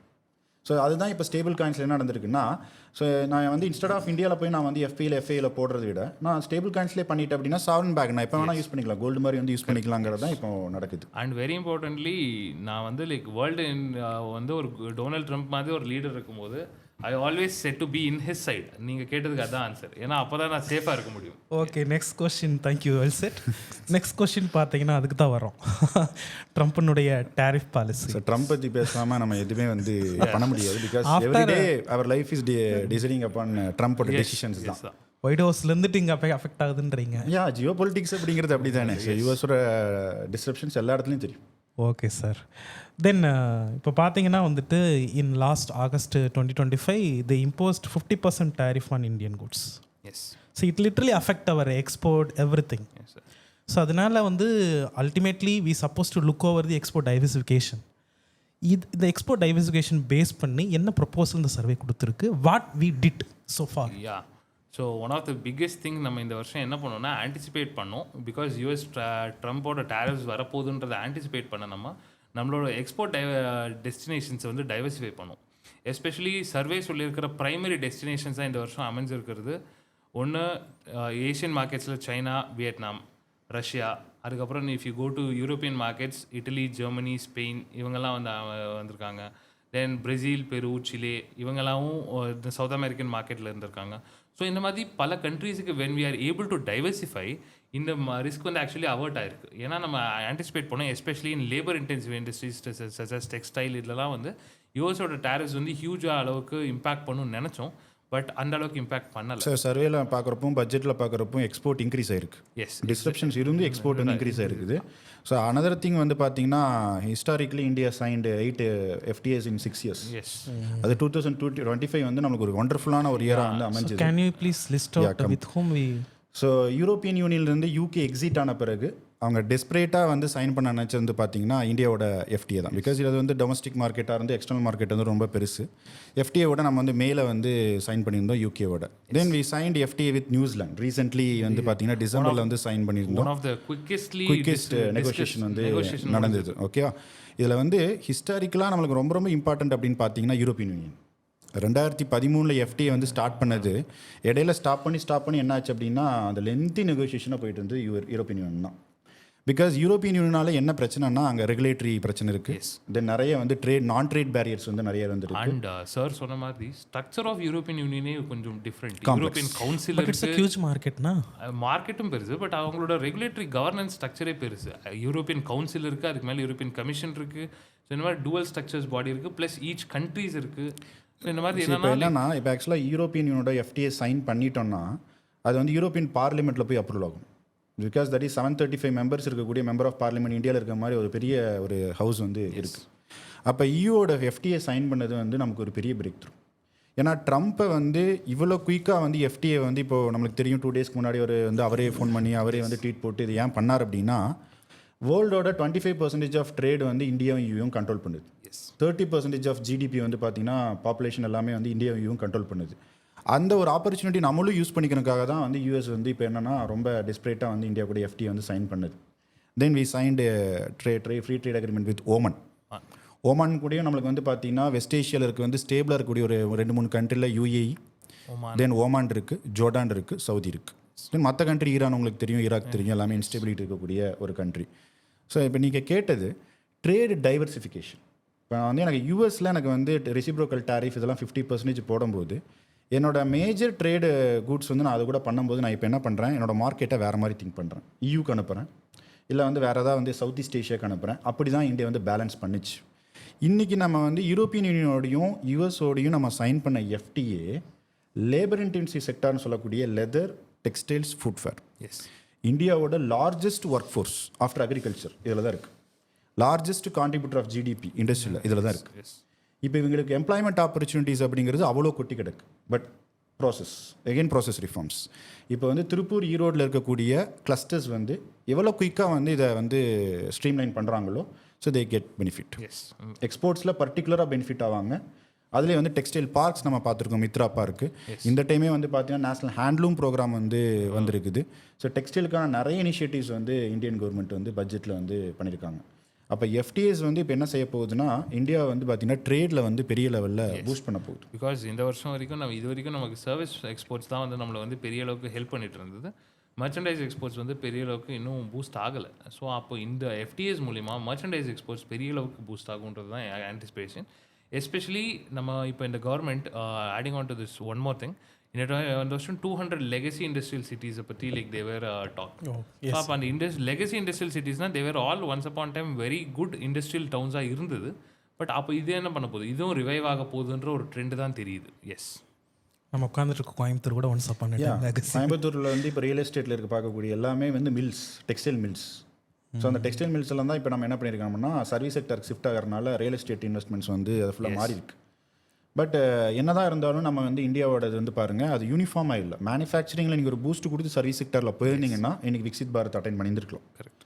But we miss that bus. அது நம்ம விட்டனால தான் இப்போ என்ன ஆகுது அப்படின்னு பார்த்தீங்கன்னா இண்டஸ்ட்ரியில் வந்து நம்ம பூஸ்ட் பண்ண முடியும். த ஃபேமஸ் எக்கனாமிஸ்ட் அரவிந்த் பனாகரியோட புக்லேயே கூட எழுதியிருப்பாரு அந்த மிஸ்ஸிங் மிடில் ஹைப்போதிசிஸ்ன்ட்டு. இந்தியாவோட ஃபர்ஸ்ட் 1960s வரைக்கும் அக்ரிகல்ச்சரில் நீங்கள் வந்து கம்ப்ளீட்டாக கான்சென்ட்ரேட் பண்ணீங்க. நடுவில் இண்டஸ்ட்ரியலைசேஷன் கான்சென்ட்ரேட் பண்ணியிருக்கணும். அதை விட்டு 90s வந்து நம்ம சர்வீஸ்குள்ளே மூவ் ஆகிட்டோம். அப்போ அந்த நடு ஃபேஸை வந்து நீங்கள் விட்டதால் என்ன ஆகுது, அதை தான் அவங்க மிஸ்ஸிங் மிடில் ஹைப்போதிசிஸ்ன்றாங்க. So almost like China 1980s பண்ணால் 2014 அப்புறம் தான் பண்ண ஆரம்பிச்சிருக்கோம். நம்ம வந்து சர்வீஸ் முடிச்சுட்டு இண்டஸ்ட்ரிக்கு வரும். அப்போ என்ன ஆகிடுதுன்னா உங்கள் எக்கனாமி வந்து வேரிட் ஆகுது. ஏன்னா சர்வீஸ் செக்டருக்கு வந்து ஒரு எக்கனாமி மூவ் ஆகுதுன்னா அதோட காம்ப்ளெக்சிட்டிஸ் வந்து இன்னும் ஃபர்தர் ஆகுது. பீப்புள் ஒரு லிவிங் ஸ்டாண்டர்ட் ஹையர் ஆகிடுது. எகெயின் இப்போ இண்டஸ்ட்ரியல் ஒர்க்குள்ளே போகிறதுக்கு வந்து பீப்புளோட ரிலக்டன்ஸ் இருக்குது. ஸோ அப்போ என்ன எக்ஸ்போர்ட் மார்க்கெட் தான் இப்போ சப்ளை செயின். சைனா வந்து என்ன பண்ணுறாங்கன்னா அவங்க வந்து கன்சியூமர்ஸ்க்கு வந்து வேர்ல்டு கன்சியூமர்ஸ் சைனீஸ் குட்ஸை விட்டுட்டு எதுவுமே பண்ண முடியாது. இப்போ யூரோப்பியன் யூனியனே வந்து ஏன் சைனா கூட FTA சைன் பண்ணியிருக்காங்க அப்படின்னா அவங்களுக்கு தேவையான எல்லா கன்சியூமர் குட்ஸ் சப்ளை பண்ணுறது சைனீஸ், இன்ஜினியரிங் குட்ஸ் சப்ளை பண்ணுறது சைனீஸ். ஸோ அதில் வந்து நம்ம இந்தியாவோட டிப்ளமசி வந்து ரொம்ப பாராட்டி ஆகணும். ஏன்னா ஒரு ரெகுலரான ட்ரேட் நெகோசியேஷன் EU 15 இயர்ஸ்க்கு மேலே நடந்துட்டு இருக்குது. ஒரு சைடில் அதுவும் பண்ணியாச்சு. இன்னொன்று ஈஸ்டர்ன் ஃப்ரீ ட்ரேட் அசோசியேஷன் சொல்லக்கூடியது, அதாவது EUவில் இல்லாத சில கண்ட்ரிஸ், ஐஸ்லாண்ட், சுவிட்சர்லாந்து, லீச்டைன், இந்த மாதிரி கண்ட்ரிஸ் கூட நம்ம சைன் பண்ணியிருக்கோம். தென் UK வந்து எக்ஸிட் ஆன UK கூடயும் சைன் பண்ணியிருக்கோம். ஸோ பாருங்கள் EUவில் நமக்கு வந்து எல்லா கண்ட்ரிஸோட நம்ம வந்து யூரோப்பியன் யூனியனில் சுற்றி இருக்கிற எல்லா கண்ட்ரிஸோடையும் FTA சைன் பண்ணியாச்சு. தென் ஆஸ்திரேலியா கூட CA இருக்குது. ஸோ அது காம்ப்ரஹென்சிவ் தான் போயிருக்கு. சவுத் கொரியா கூட பண்ணியிருக்கோம், நியூசிலாண்டோட இருக்குது, மொரிஷியஸோட இருக்குது, ஸ்ரீலங்காவோட இருக்குது. ஸோ இப்படி நிறைய கண்ட்ரியோட FTAs வந்து சைன் பண்ணியிருக்கோம். இதில் என்னென்னா எப்போவுமே இந்தியா வந்து சைன் பண்ணுற FTA வந்து யாருக்கு வந்து அட்வான்டேஜாக மாறும்னா நம்மக்கிட்ட யார் சைன் பண்ணுறாங்களோ அவங்களுக்கு அட்வான்டேஜாக மாறும். Example ASEAN economics. நம்ம ட்ரேட் டெஃபிஷிட்டாக மாறிட்டோம், அவங்க வந்து ட்ரேட் சர்ப்ளஸாக மாறுறாங்க. இங்கே நம்ம திங்க் பண்ணுறது பாருங்கள், இப்போ ட்ரம்ப்பே ஏன் வந்து நம்ம கூட சைன் பண்ணியிருக்காருன்னா நம்ம தான் ட்ரேட் சர்ப்ளஸை மெயின் பண்ணுறோம், போத் கூட்ஸ் அண்ட் சர்வீசஸ். அதனால தான் அவர் வந்து ட்ரேடு அக்ரிமெண்ட் வந்து சைன் பண்ணியிருக்காரு. ஸோ ஒரு சின்ன பர்ஸ்பெக்டிவில் போனோம்னா நமக்கும் யூஎஸ்க்கு இருக்கிற மொத்த ட்ரேட் வந்து 121 பில்லியன். அதை வந்து அவர் 500 பில்லியனாக மூவ் ஆகணுன்றாரு. பட் இப்போத்தோட சினாரியோவில் இந்தியா எக்ஸ்போர்ட் 80 பில்லியன், அங்கே யூஎஸ்லேருந்து வெறும் 44 billion dollars surplus trade and goods and சர்வீசஸில் நம்ம வந்து சர்ப்ளஸில் இருக்கும் $44 பில்லியன். அப்போது இது மாதிரி நம்ம எல்லாருக்கும் நம்ம அட்வான்டேஜாக மாறிட்டோம்னா FTA வந்து சக்ஸஸ்ஃபுல். இல்லை இப்போ ஆசியானோட பாருங்கள், நம்ம வந்து 20 இயர்ஸ் ஆகி அது வந்து முடிஞ்சுது, எக்ஸ்பீரி ஆயிடுச்சு. திரும்பவும் நம்ம நெகோசியேஷன் பண்ணி தான் வந்து பண்ணணும். ஸோ அதுதான் வந்து இங்கே சொல்கிறாங்க. Okay well set. லாஸ்ட்டு நம்ம பார்த்தது வந்து இட் ரிலேட்டட் டு சர்வீசஸ். என்னுடைய அடுத்த கொஸ்டினுமே சர்வீசஸ் சம்மந்தமானது தான். டியூ டு ஒரு uncertainty for the past 5 years இருந்துட்டு தான் இருக்குது. இருந்தும் கூட வேர்ல்டு ஃபுல்லாக பார்த்தீங்கன்னா there is a subdued growth as far as IT and IT enable services concern. But இந்தியாவில் வந்துட்டு க்ரோத் நடந்திருக்கு. பர்டிகுலர்லி பார்த்தீங்கன்னா வந்துட்டு குளோபல் கெப்பாசிட்டி சென்டர்ஸ் மூலமாக. So what actually mean global capacity centres? இதை பற்றி பார்த்தீங்கன்னா வந்து டேட்டா சென்டரோட ரெக்யர்மெண்ட்ஸ் பேசுகிறதா இருக்கட்டும், what implication of this institutions. global capacity centers வந்து எஸ்பெஷலி போஸ்ட் கோவிடில் டெவலப் ஆன ஒரு வெரி பிக் டெவலப்மெண்ட்ஸ். சார் நமக்கு வந்து we all know that the big IT giants are based out of US. அதான் நம்ம சிலிகான் வேலின்னு சொல்லக்கூடிய திங். அவங்களுக்கு அங்கே த திங் இஸ் அவங்களுக்கு பேக் அண்ட் ஒர்க்ஸ் நிறைய இருக்குது. Plus research and development, data analytics, இந்த மாதிரி activities are one of the major things as far as the IT companies are concerned as of now. அப்போ அவங்களோட research and analysis and data security, data analysis இந்த மாதிரி ஒர்க்குக்கு they require a huge labor force. இதுக்கு முன்னாடி வரைக்கும் it was operating on the scales of BPOs, business process அவுட் சோர்சிங்காக நடந்துட்டு இருந்துச்சு. அதில் குவாலிட்டி இஷ்யூஸ் இருந்துச்சு, லூப்பிங் இருந்தது, வேறு வேரியஸ் இஷ்யூஸ் இருந்ததால் now companies are interested to invest in third world countries, especially India மாதிரி கண்ட்ரீஸில் டேரெக்டாக இங்கே வந்து. ஏன்னா பிகாஸ் நம்மக்கிட்ட huge quantum of labour force இருக்குது which are very good in IT and IT enable services, STEM work force, இது எல்லாமே நம்மக்கிட்ட பெரிய அளவுக்கு இருக்கிறதால இங்கே அவங்களோட டைரக்ட் ஆஃபீஸஸ் செட் பண்ணுறாங்க. And they are trying to do this works such as they are not core production works but all the back end works such as R&D பண்ணுறாங்க, இங்கே டேட்டா அனாலிசிஸ் பண்ணுறாங்க, அவங்களுக்கு தேவையான கஸ்டமர்ஸ் ரிலேஷன்ஷிப் மேனேஜ்மெண்ட் இங்கேருந்து பண்ணுறாங்க. So அப்போ இந்த மாதிரி all the necessary back end works என்ன பண்ணுறாங்கன்னா instead of outsourcing they themselves come here and operate with the manpower which is available, which is a very good manpower. அவங்களுக்கு தெரிஞ்சதால் தான் the GCCஸோட movement இந்தியாவில் ஹெவியாக இருக்குது. பிகாஸ் அவங்களோட direct operations அங்கே பண்ணும்போது because importing is person from here to there it is difficult. ஏன்னா visa norms இருக்குது, எஸ்பெஷலி இப்போ ட்ரம்ப்போட வீசா நார்ம்ஸ் இதெல்லாம் வந்து புதுசாக ரொம்ப காம்ப்ளிகேட்டடாக இருக்கும்போது இப்போ என்ன ஆகுதுன்னா லைக் இது it becomes very easy for them to come settle factory or GCC here. அப்போ இங்கே ஜிசிசி செட் பண்ணும்போது it becomes cost effective and more ப்ராஃபிட்டபுளாக அவங்களுக்கு மாறுறதுன்றது ஆகுது. And at the same time நம்மளோட ஐடி எக்கோ சிஸ்டத்தையும் இது என்ன பண்ணுறது, இட் பூஸ்ட் பிகாஸ் அந்த டெக்னாலஜிக்கல் நோ ஹவுன்றது எப்படின்றது இங்கே வந்து ட்ரான்ஸ்ஃபர் ஆகுது. So adding on that, so அதில் வந்து டேட்டா சென்டர்ஸ். ஸோ அந்த டேட்டா சென்டர்ஸை பற்றி பார்க்குறப்ப ஹெவி கம்ப்யூட்டேஷன், அந்த கம்ப்யூட்டேஷன் ஒர்க்குக்கு வந்து என்ன தேவைப்படுதுன்னா எனர்ஜி தேவைப்படுது. எனர்ஜி இன்டென்சிவ் தான் டேட்டா சென்டர்ஸ். இந்தியா வந்து ஆல்ரெடி ஒரு எனர்ஜி டெஃபிசிட் கண்ட்ரியாக இருக்கும்போது நீங்கள் டேட்டா சென்டர்ஸ்க்கு எனர்ஜியும் தேவைப்படுங்கும் போது உங்களுக்கு என்ன ஆகுதுன்னா மிஸ்மேட்ச் ஆகுது. இப்போ நம்ம அடுத்து அதான் வந்து நம்ம திங்க் பண்ண போகிறோம். இப்போ டேட்டா சென்டர்ஸ்க்கு மட்டுமே நம்ம 1.8 gigawatt வந்து கன்சம்ஷன் இருக்குன்னு சொல்லிட்டு பட்ஜெட் அண்ட் சர்வே வந்து சொல்லுது. But they proposed 8 gigawatt should be attained by 2030 for protecting this data centers. அது வந்து எனர்ஜி வந்து நமக்கு 1.8 gigawatt அப்படின்னா நீங்கள் டேட்டா சென்டர்ஸ்க்கு க்ரீன் எனர்ஜி தான் கொடுக்க முடியும். தட் இஸ் க்ளீன் எனர்ஜி தான் நீங்கள் கொடுக்க முடியும். அதனால தான் கூகுள் நம்ம அட்ராக்ட் பண்ணுறப்ப என்ன பண்ணிட்டாங்கன்னா அதானி க்ரீன் எனர்ஜி வந்து ப்ரொடியூஸ் பண்ணுற மாதிரி, எனர்ஜி சப்ளை பண்ணுற மாதிரி ஒரு அக்ரிமெண்ட் போட்டு then Google ready to come to Vizag வந்து வந்திருக்காங்க. அப்போ அந்த டேட்டா சென்டர்ஸ் அப்படிங்கிறது வந்து அடுத்த ஒரு பெரிய இது வந்து இருக்கக்கூடியது. பட் அந்த டேட்டா சென்டர்ஸ் நீங்கள் சொன்ன மாதிரி Tier 2, Tier 3 சிட்டிஸில் நிறைய ஆப்பர்ச்சுனிட்டிஸ் வந்து இருக்குது, especially for global capability centres. அந்த சர்வீஸ் செக்டரை பொறுத்த வரைக்கும் இந்தியாவில் வந்து ஆஃப்டர் குளோபலைசேஷன் நம்ம வந்து நல்லாவே வந்து ஒர்க் ஃபோர்ஸை யூஸ் பண்ணியிருந்துருக்கோம், ஸ்கில்டு ஒர்க் ஃபோர்ஸை வந்து நல்லா யூட்டிலைஸ் பண்ணியிருக்கிறோம். இப்போ நமக்கு அந்த இண்டஸ்ட்ரி நடந்த டிஸ்ட்ரப்ஷன்ஸ் வந்து காப்பாற்றினதே சர்வீஸ் செக்டர் தான். ஸோ சர்வீஸ் எக்ஸ்போர்ட்ஸ் வந்து நம்ம நிறைய வந்து பண்ணது வந்து இந்த டேட்டா சென்டர்ஸ் மூலமாக தான். அடுத்து நம்ம கவனிக்க வேண்டிய ஒன்று, இந்த ஜிசிசி டேட்டா சென்டர்ஸ் வந்தால் கூட இந்த ஒர்க்கோட நேச்சர் எல்லாமே ஏஐ நோக்கி வந்து போக போகுது.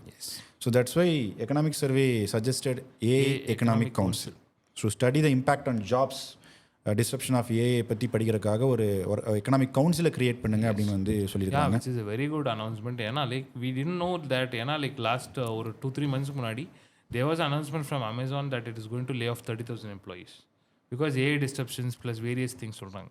அப்போது லைக் ஒரு எக்கனாமி, இவ்வளோ பெரிய economy with so large work force இருக்கும்போது அப்போ உங்களோட ஏஐ பேஸ்ட் டிஸ்ட்ரப்ஷன் உங்கள் எக்கனாமியில் எவ்வளோ இருக்குன்னு அண்டர்ஸ்டாண்ட் பண்ணால் மட்டும்தான் you can make alternatives for that. So அப்போது the proposed AI economic council is one such a very good announcement வேறு உங்களுக்கு என்னென்னா it is going to analyse both ஏஐயோட இன்டரப்ஷன்ஸ் எப்படி இருக்குது, அந்த இன்டரப்ஷனால what kind of jobs are going to be lost. ஏன்னா நம்ம லாஸ்ட் எக்கனாமிக் சர்வேலையும் இதை பற்றி டிஸ்கஸ் பண்ணியிருந்தாங்க. ஒரு 2-3 எக்கனாமிக் சர்வீஸை AI is being central stage எடுத்திருக்கு. அதில் எஸ்பெஷலி அவங்க என்ன ஆன்டிசிபேட் பண்ணாங்கன்னா the works which are mostly BPO kind of works or service outreach ஒர்க்ஸ்ன்னு சொல்லக்கூடிய coding non coding works plus இந்த மேனுவல் ஒர்க்ஸ் எல்லாமே என்ன ஆகிடும், it is going to be டிஸ்டர்ப்டுங்கிறது தான் நம்ம வந்து பார்த்துடணும். அப்போது இப்போ என்ன ஆகுதுன்னா, இப்போ ஏஐயோட இந்த இம்பேக்டை அனலைஸ் பண்ணும்போது you can make favourable policies to அதை வந்து நெகேட் பண்ணுறதுக்கான ஒரு ஃபேவரபிள் பாலிசிஸ் க்ரியேட் பண்ணலாம். ஏன்னா நீங்கள் அப்படி பாலிசிஸ் க்ரியேட் பண்ணாமல் விட்டிங்கன்னா அந்த ஏஐயோட இம்பாக்ட் வந்து it is going to impacting in large scale இருக்க போகுதுன்றதான் திங். ஏஐ ஸ்கில்டு ஒர்க் ஃபோர்ஸை க்ரியேட் பண்ணணும். ஸோ ஒர்க் ஃபோர்ஸுக்கு ஸ்கில்டு நம்ம பண்ணியிருந்தோம். இப்போ ஏஐ வச்சு நம்ம வந்து பண்ணணுங்கிறது தான் அந்த அதுக்கு முக்கியமானது இந்த எக்கனாமிக் கவுன்சில் அண்டர்ஸ்டாண்ட் பண்ண போது what are the skills relevant to make the workforce relevant in AI terms. அப்போது ஏன்னா நம்ம ஏஐ ஒரு சப்ஸ்டியூட்டிங் ஃபேக்டராக பார்க்காம ஒரு காம்ப்ளிமெண்ட்ரிங் ஃபேக்டராக பார்க்குறோம். அப்போ ஏஐ நம்ம ஒர்க்கோட காம்ப்ளிமெண்ட் பண்ணும்போது ப்ரொடக்டிவிட்டி இன்க்ரீஸ் ஆகும். அப்போ அந்த ஏஐ கூட நம்ம வந்து கோப்பப் பண்ணுறதுக்கு what sort of skill set நமக்கு தேவைன்றதும் it is something very important. இப்போ என்ன நமக்கு முன்னாடி there were requirement of coding engineers, but இப்போ என்னது we are moving to the world of prompt இன்ஜினியர்ஸ்க்கெல்லாம் மூவ் ஆகிறோம். வெப்சைட் கிரியேஷனே வந்து பார்த்தீங்கன்னா அது வந்து இப்போ ஏஐ வந்து ஈஸியாக வந்து பண்ணிடுது. எஸ், ஆல் த ஒர்க்ஸ் எல்லாமே பண்ணுது. ஸோ அதனால் அந்த இம்பாக்டை அனலைஸ் பண்ணுறதுக்காக தான் இந்த ஏஐ எக்கனாமிக் கவுன்சில்ன்றது it's a very good announcement that has been done in this economics survey this year. Okay, well. Now let's move on to MSME. இந்தியாவினுடைய எக்கனாமியோடைய ஒரு பேக் எண்டுன்னு சொல்லலாம். Almost more than 55% of the products come through MSME தான் for the large scale industries.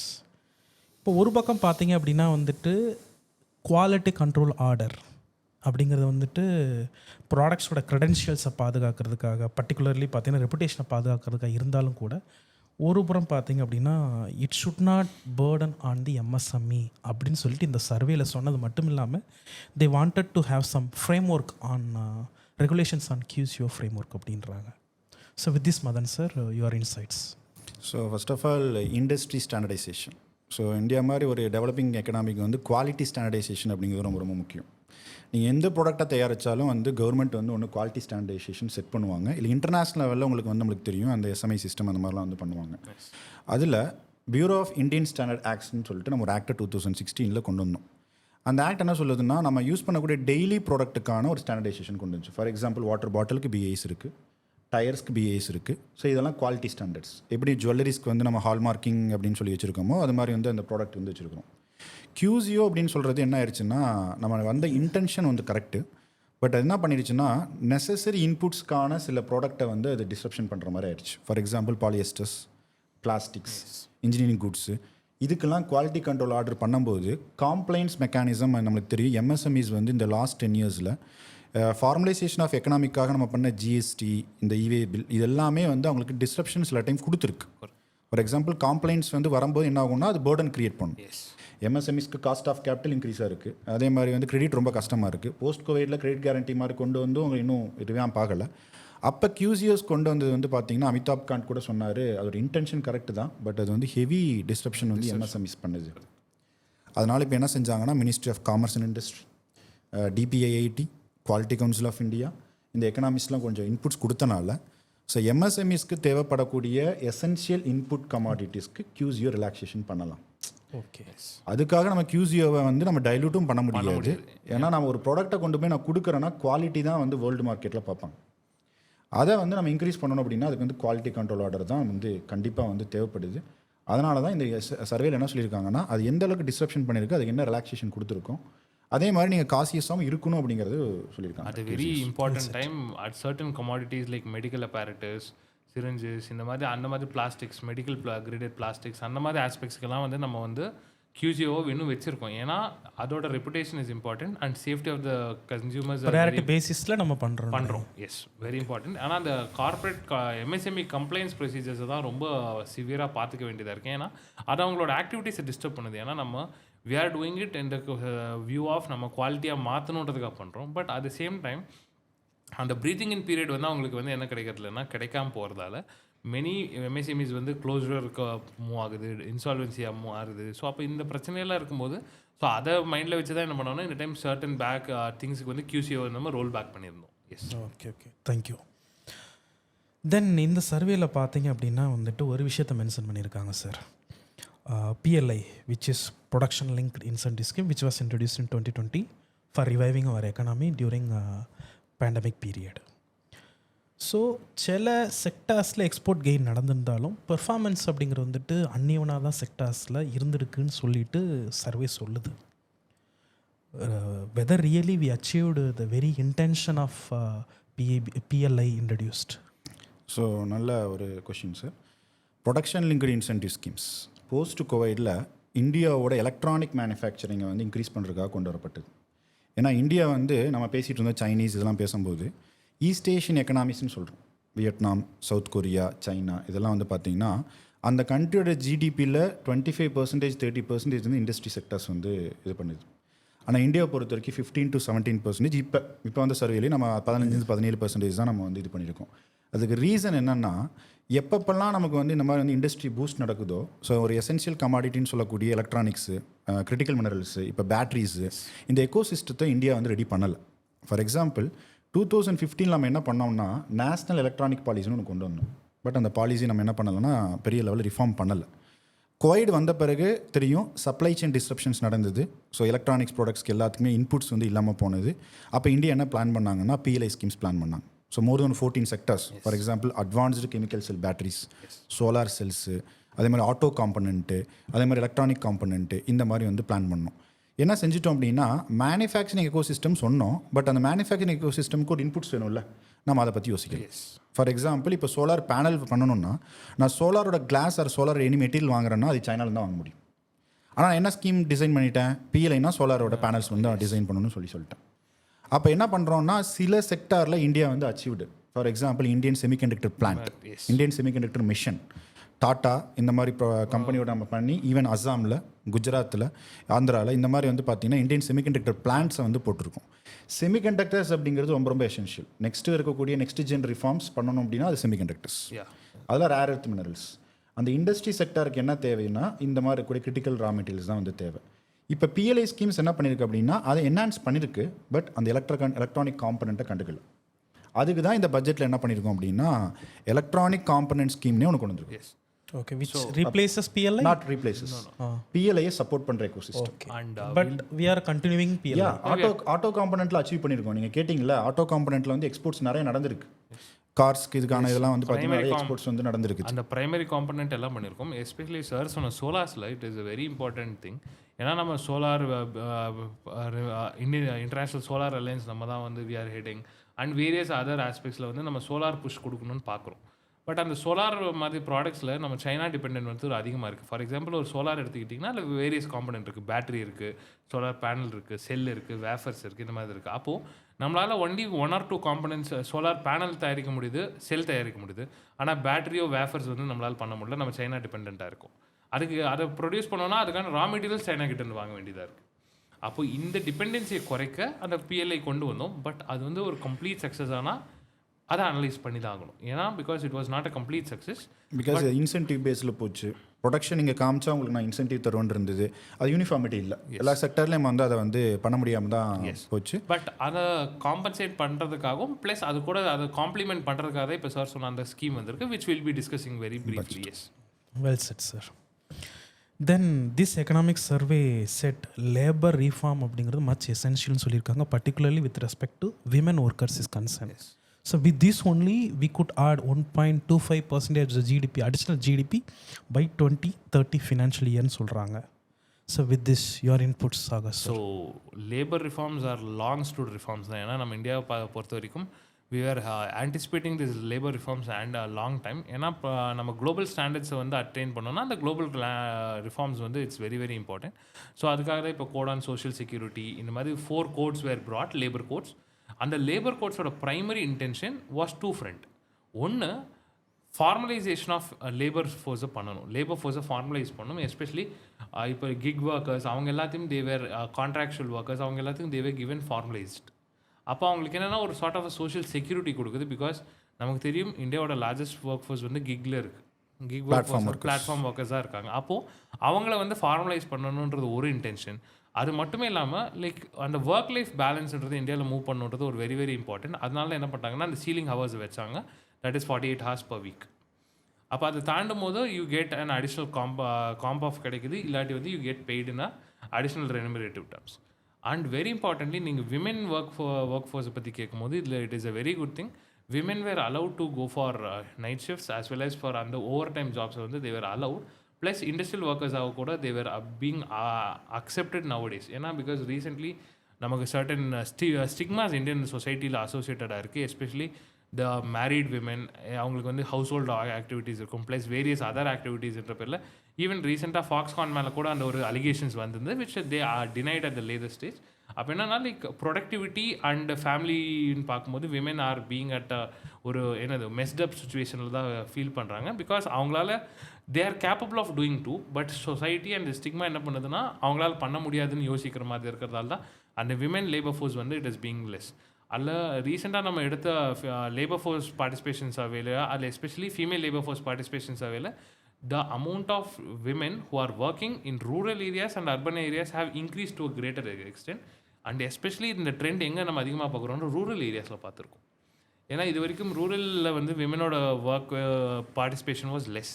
But இப்போ recent டைம்ஸில் இது increase. இதுக்கு காரணம் ஒன்று இந்த சோஷியல் செக்யூரிட்டி கோட்ஸ் அந்த அதோட ரிஃபார்ம் ப்ராசஸ், ப்ளஸ் நீங்கள் வந்து சொசைட்டி அப்கிரேட் ஆகும்போது இந்த ஃபோர்ஸஸ் ஆகுது. ஸோ இப்போ இந்த லேபர் ஃபோர்ஸோட அந்த கோட் ரிவிஷன் வந்து it is going to add 1.25% to our GDP. அதுதான் ஆன்டிசிபேட் பண்ணுறாங்க. ஏன்னா அடிஷ்னல் லேபர் ஃபோர்ஸ் உள்ளே வருது. ஸோ அடிஷ்னல் லேபர் ஃபோர்ஸ் வரும்போது ஆட்டோமேட்டிக்லி நமக்கு தெரியும் எப்படி விஷயஸ் சைக்கிள் ஆஃப் க்ரோத் வந்து ஆப்ரேட் ஆகுன்றது தெரியும். ஸோ அந்த வர்ச்சுவஸ் சைக்கிள் ஆஃப் க்ரோத் வந்து ஆப்ரேட் ஆகும்போது it is a very good advancement. And one more thing, நம்மளோட எக்கனாமிங்கிறது it is gender neutral economy தான். அப்போ வந்து நீங்கள் அந்த ஜெண்டர் சென்சிட்டிவாக உங்கள் லேபர் ஃபோர்ஸஸ் மாறுறதுக்கும் இதுதான் ஹெல்ப் பண்ணும். அண்ட் அந்த இகாலிட்டேரியனிசம் பண்ணுற அந்த எல்லாரும் ஈக்குவல்ன்ற ஒரு மூவுக்கான ஒரு ஒன் ஆஃப் த ப்ரைமரி ஸ்டெப்ஸாக நம்ம இதை பார்க்குறோம். இதில் அன்ஆர்கனைஸ் செக்டார் ஒர்க்கர்ஸ்க்கான இன்புட்ஸ் எதுவும் கொடுத்துருக்காங்க labour codes? Akash said reform, perform, transform. நம்ம former vice president of India Venkaiah Naidu சொல்கிறது அதுதான். இந்தியா நீட் ஸ்ட்ரக்சரல் ரிஃபார்ம்ஸ், அதாவது banking reforms, financial reforms, financial sector reforms, இந்த மாதிரி லேபர் ரிஃபார்ம்ஸ் வந்து தேவைப்படுது. இப்போ அந்த 4 லேபர் கோட்ஸ் வந்து நம்ம வந்தது வந்து பார்த்திங்கன்னா 2020 லாக்டவுனில் தான் நம்ம வந்து அதை பாஸ் பண்ணோம். இந்தியாவோட அன்யூஸ்டு லா நிறைய இருந்தது. நம்ம அதை எடுக்கிறக்கே நம்மளுக்கு இவ்வளோ வருஷம் வந்து ஆயிருந்துருக்குது. அதான் எகைன் ப்ராசஸ் ரிஃபார்ம், அந்த அப்சல்யூட் லாஸ் வந்து எடுக்கிறது வந்து இதாகுது. அந்த 4 லேபர் கோடை பாஸ் பண்ணி 5 இயர்ஸ் கழிச்சு நம்மளுக்கு இப்போ இம்ப்ளிமெண்ட் ஆக போகுது. அதில் நீங்கள் கேட்டது அன்ஆர்கனைஸ்டு செக்டர். ஸோ அதான் என்ன சொல்கிறாருன்னா கிக் ஒர்க்கர்ஸ்க்கு வந்து சொல்கிறார் சோஷியல் செக்யூரிட்டி ஸ்கீம்ஸ், பிஎம் ஸ்வநிதியில் வந்து ஸ்ட்ரீட் வெண்டர்ஸ்க்கு ஸ்கீம்ஸ். இதையெல்லாம் நீங்கள் ஸ்ட்ரென்தன் பண்ண என்ன ஆகும் அப்படின்னா லேபர் கான்ஃபிடன்ஸ் வந்து. அண்ட் லாஸ்ட் இயரோட budget was one very important instrument. ஏன்னா ஆத்மநிர்பர் பாரத் அபீமில் வந்து நமக்கு வந்து கிக் ஒர்க்கர்ஸ் இன்க்ளூட் பண்ணும். ஏன்னா அவங்களுக்கான சோஷியல் செக்யூரிட்டி அதுக்குள்ளே வந்து நம்ம இன்க்ளூட் பண்ணோம். ஏன்னா அது வரைக்கும் they did not have proper social security schemes. ஆனால் அதுக்கப்புறம் என்னென்னா அந்த ஆத்மநிர்பர் பாரத் அண்ட் ஆயுஷ்மான் பாரத் ஸ்கீம்ஸ்குள்ளே என்ன பண்ணும், அவங்கள இன்டெகிரேட் பண்ணும்போது அவங்களுக்கு தேவையான பேசிக் சோஷியல் செக்யூரிட்டி மீட் பண்ணும். பட் இப்போ என்னென்னா companies has to provide that social செக்யூரிட்டின்ற அந்த ஆப்ளிகேஷன்ஸ்குள்ளே அவங்கள வந்து மூவ் ஆக்குறோம். அண்ட் வெரி இம்பார்ட்டன்ட்லி சார் சொன்ன one of the very important திங்ஸில் நம்ம பார்க்க வேண்டிய விஷயம் வந்து இந்த மாதிரி ஒரு ரிஃபார்ம் பண்ணுறது. நீங்கள் அன்ஆர்கனைஸ் செக்டார் பேசும்போது now we have taken and survey கூட கவர்மெண்ட் எடுக்குது. an annual survey of unorganized sector enterprises ஆசின்ற அந்த சர்வே வந்து it is taking into account எப்படி வந்து லைக் அன்ஆர்கனைஸ் செக்டார் என்டர்பிரைசஸ் வந்து அவங்களோட எம்ப்ளாயிஸை வந்து ட்ரீட் பண்ணுறாங்க, ப்ளஸ் அதோட ஒர்க்கிங் கண்டிஷன்ஸ், அந்த அன்ஆர்கனைஸ் செக்டாரில் வந்து எப்படி லேபர் பார்ட்டிசிபேஷன் இருக்குது, இந்த மாதிரி வேரியஸ் ஆஸ்பெக்ட் எடுக்கிறோம். ஸோ அதுக்கெல்லாம் possible because of this labour reform. So IT work ஃபோர்ஸில் தான் நம்ம நைட் ஷிஃப்ட் அப்படிங்கிறது இருந்தது. ஸோ இப்போ லேபர் ரிஃபார்ம்ஸில் என்ன பண்ணுறோன்னா ஈவன் உமன் வந்து இண்டஸ்ட்ரியல் ஒர்க்கில் கூட நீங்கள் வந்து சேஃப்டி, இன்னும் உங்களுக்கு தெரியும் ஒர்க் செக்ஸுவல் ஹராஸ்மெண்ட் ஒர்க் பிளேஸ்லாம் வந்தனால அதோட கான்ஃபிடன்ஸ் இருக்கிறனால இப்போ நீங்கள் வந்து woman can work in even night shifts அதுவும் பண்ண முடியும் தான் labour reform. And very importantly நீங்கள் கேட்ட அந்த விமனோட பார்ட்டிசிபேஷனுக்கான சில ரீசன்ஸாக நம்ம சொல்லக்கூடியது ஷீ பாக்ஸஸ் வந்தது, பாஷ் ஆக்டோட ஸ்ட்ரிக்டர் இம்ப்ளிமெண்டேஷன், அந்த internal complaints committee, local complaints committee, plus various awareness, அதுக்கான ஆர்கனைசேஷன்ஸ் ஒர்க் பண்ணுறது, இதெல்லாம் பண்ணும்போது women are getting that sort of an independence to work. அது எல்எஃபிஆர் ரேட் இன்க்ரீஸ் இருக்குல்ல இந்த சர்வேல வந்து ரொம்ப 44% சம்திங் வந்து வெரி இம்பார்ட்டன்ட்லி ரூரல் ஏரியாஸில் இம்ப்ரூவ் ஆயிருக்கு. அதுதான் வந்து இப்போ வந்து ரொம்ப ஹேட்ஸ் ஆஃப் பண்ணுற ஒரு விஷயமா இருக்கிறது அங்கே தான். எஸ். ஸோ மோரோவர் பார்த்தீங்க அப்படின்னா வந்து கவர்மெண்ட் சைடில் என்ன பண்ணாலும் காமன் பீப்புள் சைட்லேருந்து வந்துட்டு சில விஷயங்கள் தேவைப்படுது. Particularly in urban story will come in to urban story sir. என்ன அப்படின்னு பார்த்தீங்கன்னா ரிப்பீட்டட்லி பிஎம் பார்த்தீங்கன்னா 2014 ஓப்பன் டெஃபிகேஷனை பேசுனதுலேருந்துட்டு ஒவ்வொரு விஷயத்தையும் பேசிட்டு வராரு. It became it transformed. அப்போ பார்த்தீங்கன்னா நம்மளால ஒரு க்ளீனான சிட்டிஸ் இந்த விஷயங்களை பார்க்க முடியுது. அதே நேரத்தில் இப்போ சமீபத்தில் பார்த்தீங்கன்னா ஸ்வச் பாரத் மிஷன் ஒரு சைடு இன்ஸ்டிடியூஷன் பில்ட் ஆகிருக்கு, ஆனால் மக்கள்கிட்ட அந்த சென்சிட்டைசேஷன் அப்படிங்கிற அந்த அளவுக்கு வந்திருக்கான்னு தெரியல. ஸோ அதை தான் அந்த சர்வே என்ன சொல்லுதுன்னு பார்த்தீங்கன்னா ஒரு பக்கம் பார்த்தீங்க அப்படின்னா அர்பன்றது வந்துட்டு இட்ஸ் அ க்ரோத் டிரைவர்ஸ்ன்னு சொன்னாலும் கூட, ஆனால் வந்துட்டு அர்பன் ரீஃபார்ம் அப்படிங்கிறது தேவைப்படுதுன்ற மாதிரி தான் இந்த சர்வே சொல்லுது. அதை பற்றி நீங்கள் என்ன நினைக்கிறீங்க?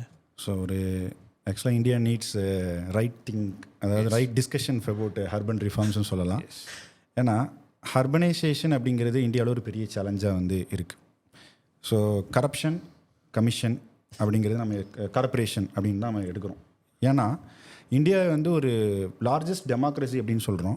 டீப் ரூட் டெமோக்ரஸி தேவைப்படுது. ஃபார் எக்ஸாம்பிள் சென்ட்ரல் கவர்மெண்ட் மட்டும் பண்ணால் பத்தாது, ஸ்டேட் கவர்மெண்ட் மட்டும் பண்ணால் பத்தாது.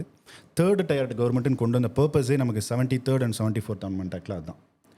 ஸோ இன்றைக்கி நம்ம சென்சஸ் 2011 அப்புறம் எடுக்கலை.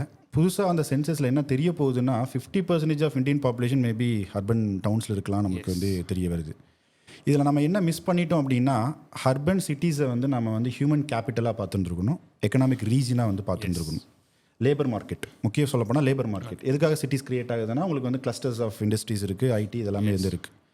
இப்போ இதில் நமக்கு என்னென்னா நீங்கள் சொன்ன மாதிரி ஸ்மார்ட் சிட்டின்னு சொல்லிட்டு ஒரு 10 இயர்ஸ்க்கு முன்னாடி ஒரு ஸ்கீம் வந்து ஞாபகம் இருக்குது உங்களுக்கு. அர்பன் அஃபேர்ஸில் வந்து அன்றைக்கி வெங்கையா நாயுடு தான் வந்து மினிஸ்ட்ரியில் இருந்தார். அன்றைக்கி வரும்போது நம்ம என்ன நினச்சோம்னா 100 ஸ்மார்ட் சிட்டிஸ் அப்படிங்கும்போது சில குரூப் வந்து ஓகே இந்தியா வந்து பெரிய லெவலில் டிரான்ஸ்ஃபர்மேஷன் நடக்கும், ஏதோ 3Dயில் இருக்க மாதிரி 5Dயில் இருக்க மாதிரி சிட்டிஸ் வரும் நம்ம ஒரு சைடில் நினச்சோம். ஒரு சைடில் நினச்சாங்கன்னா நடக்கவே நடக்காது. It's impossible. Swachh Bharat because civic sense அப்படின்னு பார்க்குறோம். அதை தான் ஆனந்த் நாகேஸ்வரன் என்ன சொல்கிறாருன்னா இந்தியன்ஸ் வந்து மெட்ரோவில் வந்து ஒரு மாதிரி பிஹேவ் பண்ணுறாங்க, மெட்ரோலேருந்து வெளியே வந்த பிறகு ஒரு மாதிரி வந்து பிஹேவ் பண்ணுறாங்கன்னு சொல்கிறாங்க. அந்த சிவிக் சென்ஸ் வந்து இந்தியன்ஸ்க்கு இது இல்லை. ஸோ அதனால தான் சாலிட் வேஸ்ட் மேனேஜ்மெண்ட்டில் நம்ம டே டு டேயில் நிறைய விஷயத்தை ஃபேஸ் பண்ணுறோம். இங்கே இதில் நம்ம டிஸ்கஸ் பண்ண வேண்டிய முதல் விஷயமே சர்வேவும் பட்ஜெட் என்ன சொல்லுதுன்னா urban sanitation and solid waste management. இதை நம்ம பண்ணலை அப்படின்னா நம்ம சிட்டிஸை நீங்கள் இன்றைக்குமே ட்ரான்ஸ்ஃபர்மேஷன் பண்ண முடியாது. Then other thing is mobility. Mobility அப்படின்னாலே உங்களுக்கு வந்து மெட்ரோ, ஸ்மார்ட் மொபிலிட்டிஸ் இந்த மாதிரி வந்து தேவைப்படுது. அதுலேயும் பாருங்கள் இந்த சானிடேஷனில் என்ன பிரச்சனை, சாலிட் வேஸ்ட் மேனேஜ்மெண்ட்டில் என்ன பிரச்சனை அப்படின்னா இந்தியன்ஸ்க்கு வந்து நமக்கு என்ன பாலிசிஸ் போனாலும் அது ஃபெயிலியர் ஆகுது. என்ஃபோர்ஸ்மெண்ட் இல்லை. ஸோ சீஃப் எக்கனாமிக் அட்வைசர் என்ன சொல்கிறாருன்னா என்ஃபோர்ஸ்மெண்ட் பண்ணுங்கள் உங்களுக்கு வந்து ரிசல்ட் இருக்குங்கிறார். மெட்ரோவில் எல்லோரும் போகிறோம், க்யூ இருக்குது, அப்போ நம்ம செக் பண்ணுறாங்க, உள்ளே போகிறோங்கிற அந்த அலர்ட்னஸ் இருக்குது. பட் இங்கே நம்ம என்ன பண்ணுறோம், வீட்டுக்கு வெளியே யாராவது இருக்காங்களான்னு பார்க்குறோம், சிசிடிவி இல்லைன்னு பார்க்குறோம், குப்பை தூக்கி போட்டுறோம். இதுதான் சாலிட் வேஸ்ட் மேனேஜ்மெண்ட்டில் நடக்கக்கூடிய ஒரு பெரிய பிரச்சனையாக இருக்குது. இப்போ இப்படி பிரிக்கலாம், Tier 1, Tier 2, Tier 3. For example Chennai, Bengaluru, Hyderabad, Delhi இந்த மாதிரி இடத்துலலாம் வந்து பார்த்திங்கன்னா அர்பன் க்ளீன்னஸ் நல்லா நடக்குது. பிகாஸ் நீங்கள் வந்து ஹைதராபாத்தை க்ரியேட் பண்ணுறப்போ சீஃப் மினிஸ்டர் சந்திரபாபு நாயுடு என்ன பண்ணுவார்னா சிட்டியில் வந்து ரவுண்ட்ஸ் போவார், ஏர்லி மார்னிங் போகக்கூடிய அந்த பிஹேவ் வந்து இதெல்லாம் இருந்தது. Tier 2க்கு வரும்போது என்ன ஆகுது அப்படின்னு பார்த்தீங்கன்னா ஒரு யூனிஃபார்மிட்டி இல்லை. நைட் முடிக்க வேண்டிய அந்த ஒர்க்கை வந்து என்ன செய்கிறாங்க அப்படின்னு பார்த்தீங்கன்னா பகல்லலாம் வந்து பண்ண வேண்டிய பிரச்சனைகளாக இருக்குது. வரப்போ கூட இல்லை டே டு டேல இந்தியன்ஸ் ஃபேஸ் பண்ணக்கூடிய ஒரு பிரச்சனை தான் வந்து ப்ராப்ளம் இருக்குது.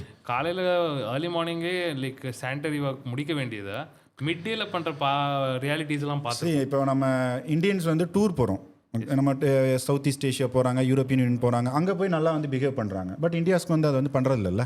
அப்போ வந்து இதை வந்து நம்மளை திட்டவும் செய்வாங்க. எனக்கு வீடியோட கமெண்ட்ல கூட திட்டுறதுக்கு சான்சஸ் அதிகமாக இருக்குது. How can you say that நீங்கள் மட்டும் இதானா நம்ம அப்படி கிடையாது. கவர்மெண்ட் ஒன் சைடில் பண்ணணும், ஒரு சிட்டிசன்ஸ்க்கும் சிவிக் சென்ஸ் அப்படிங்கிறது இருக்கணும். இது ரெண்டுமே வந்து இப்படி பண்ணணும். சில நேரங்களில் சிவிக் சென்ஸ் அப்படிங்கிறது வந்துட்டு ஒரு பக்கம் நம்ம சிட்டிசன்ஸ் மட்டுமே சொன்னாலும் அதுக்கான ப்ராப்பர் கன்ஸ்ட்ரக்ஷனோ அந்த விஷயங்கள் இருந்ததுன்னா அட்லீஸ்ட் தே குட் பி அவாய்டட்னா இந்த பாயிண்ட்டை நான் அட்ரஸ் பண்ணுறேன்.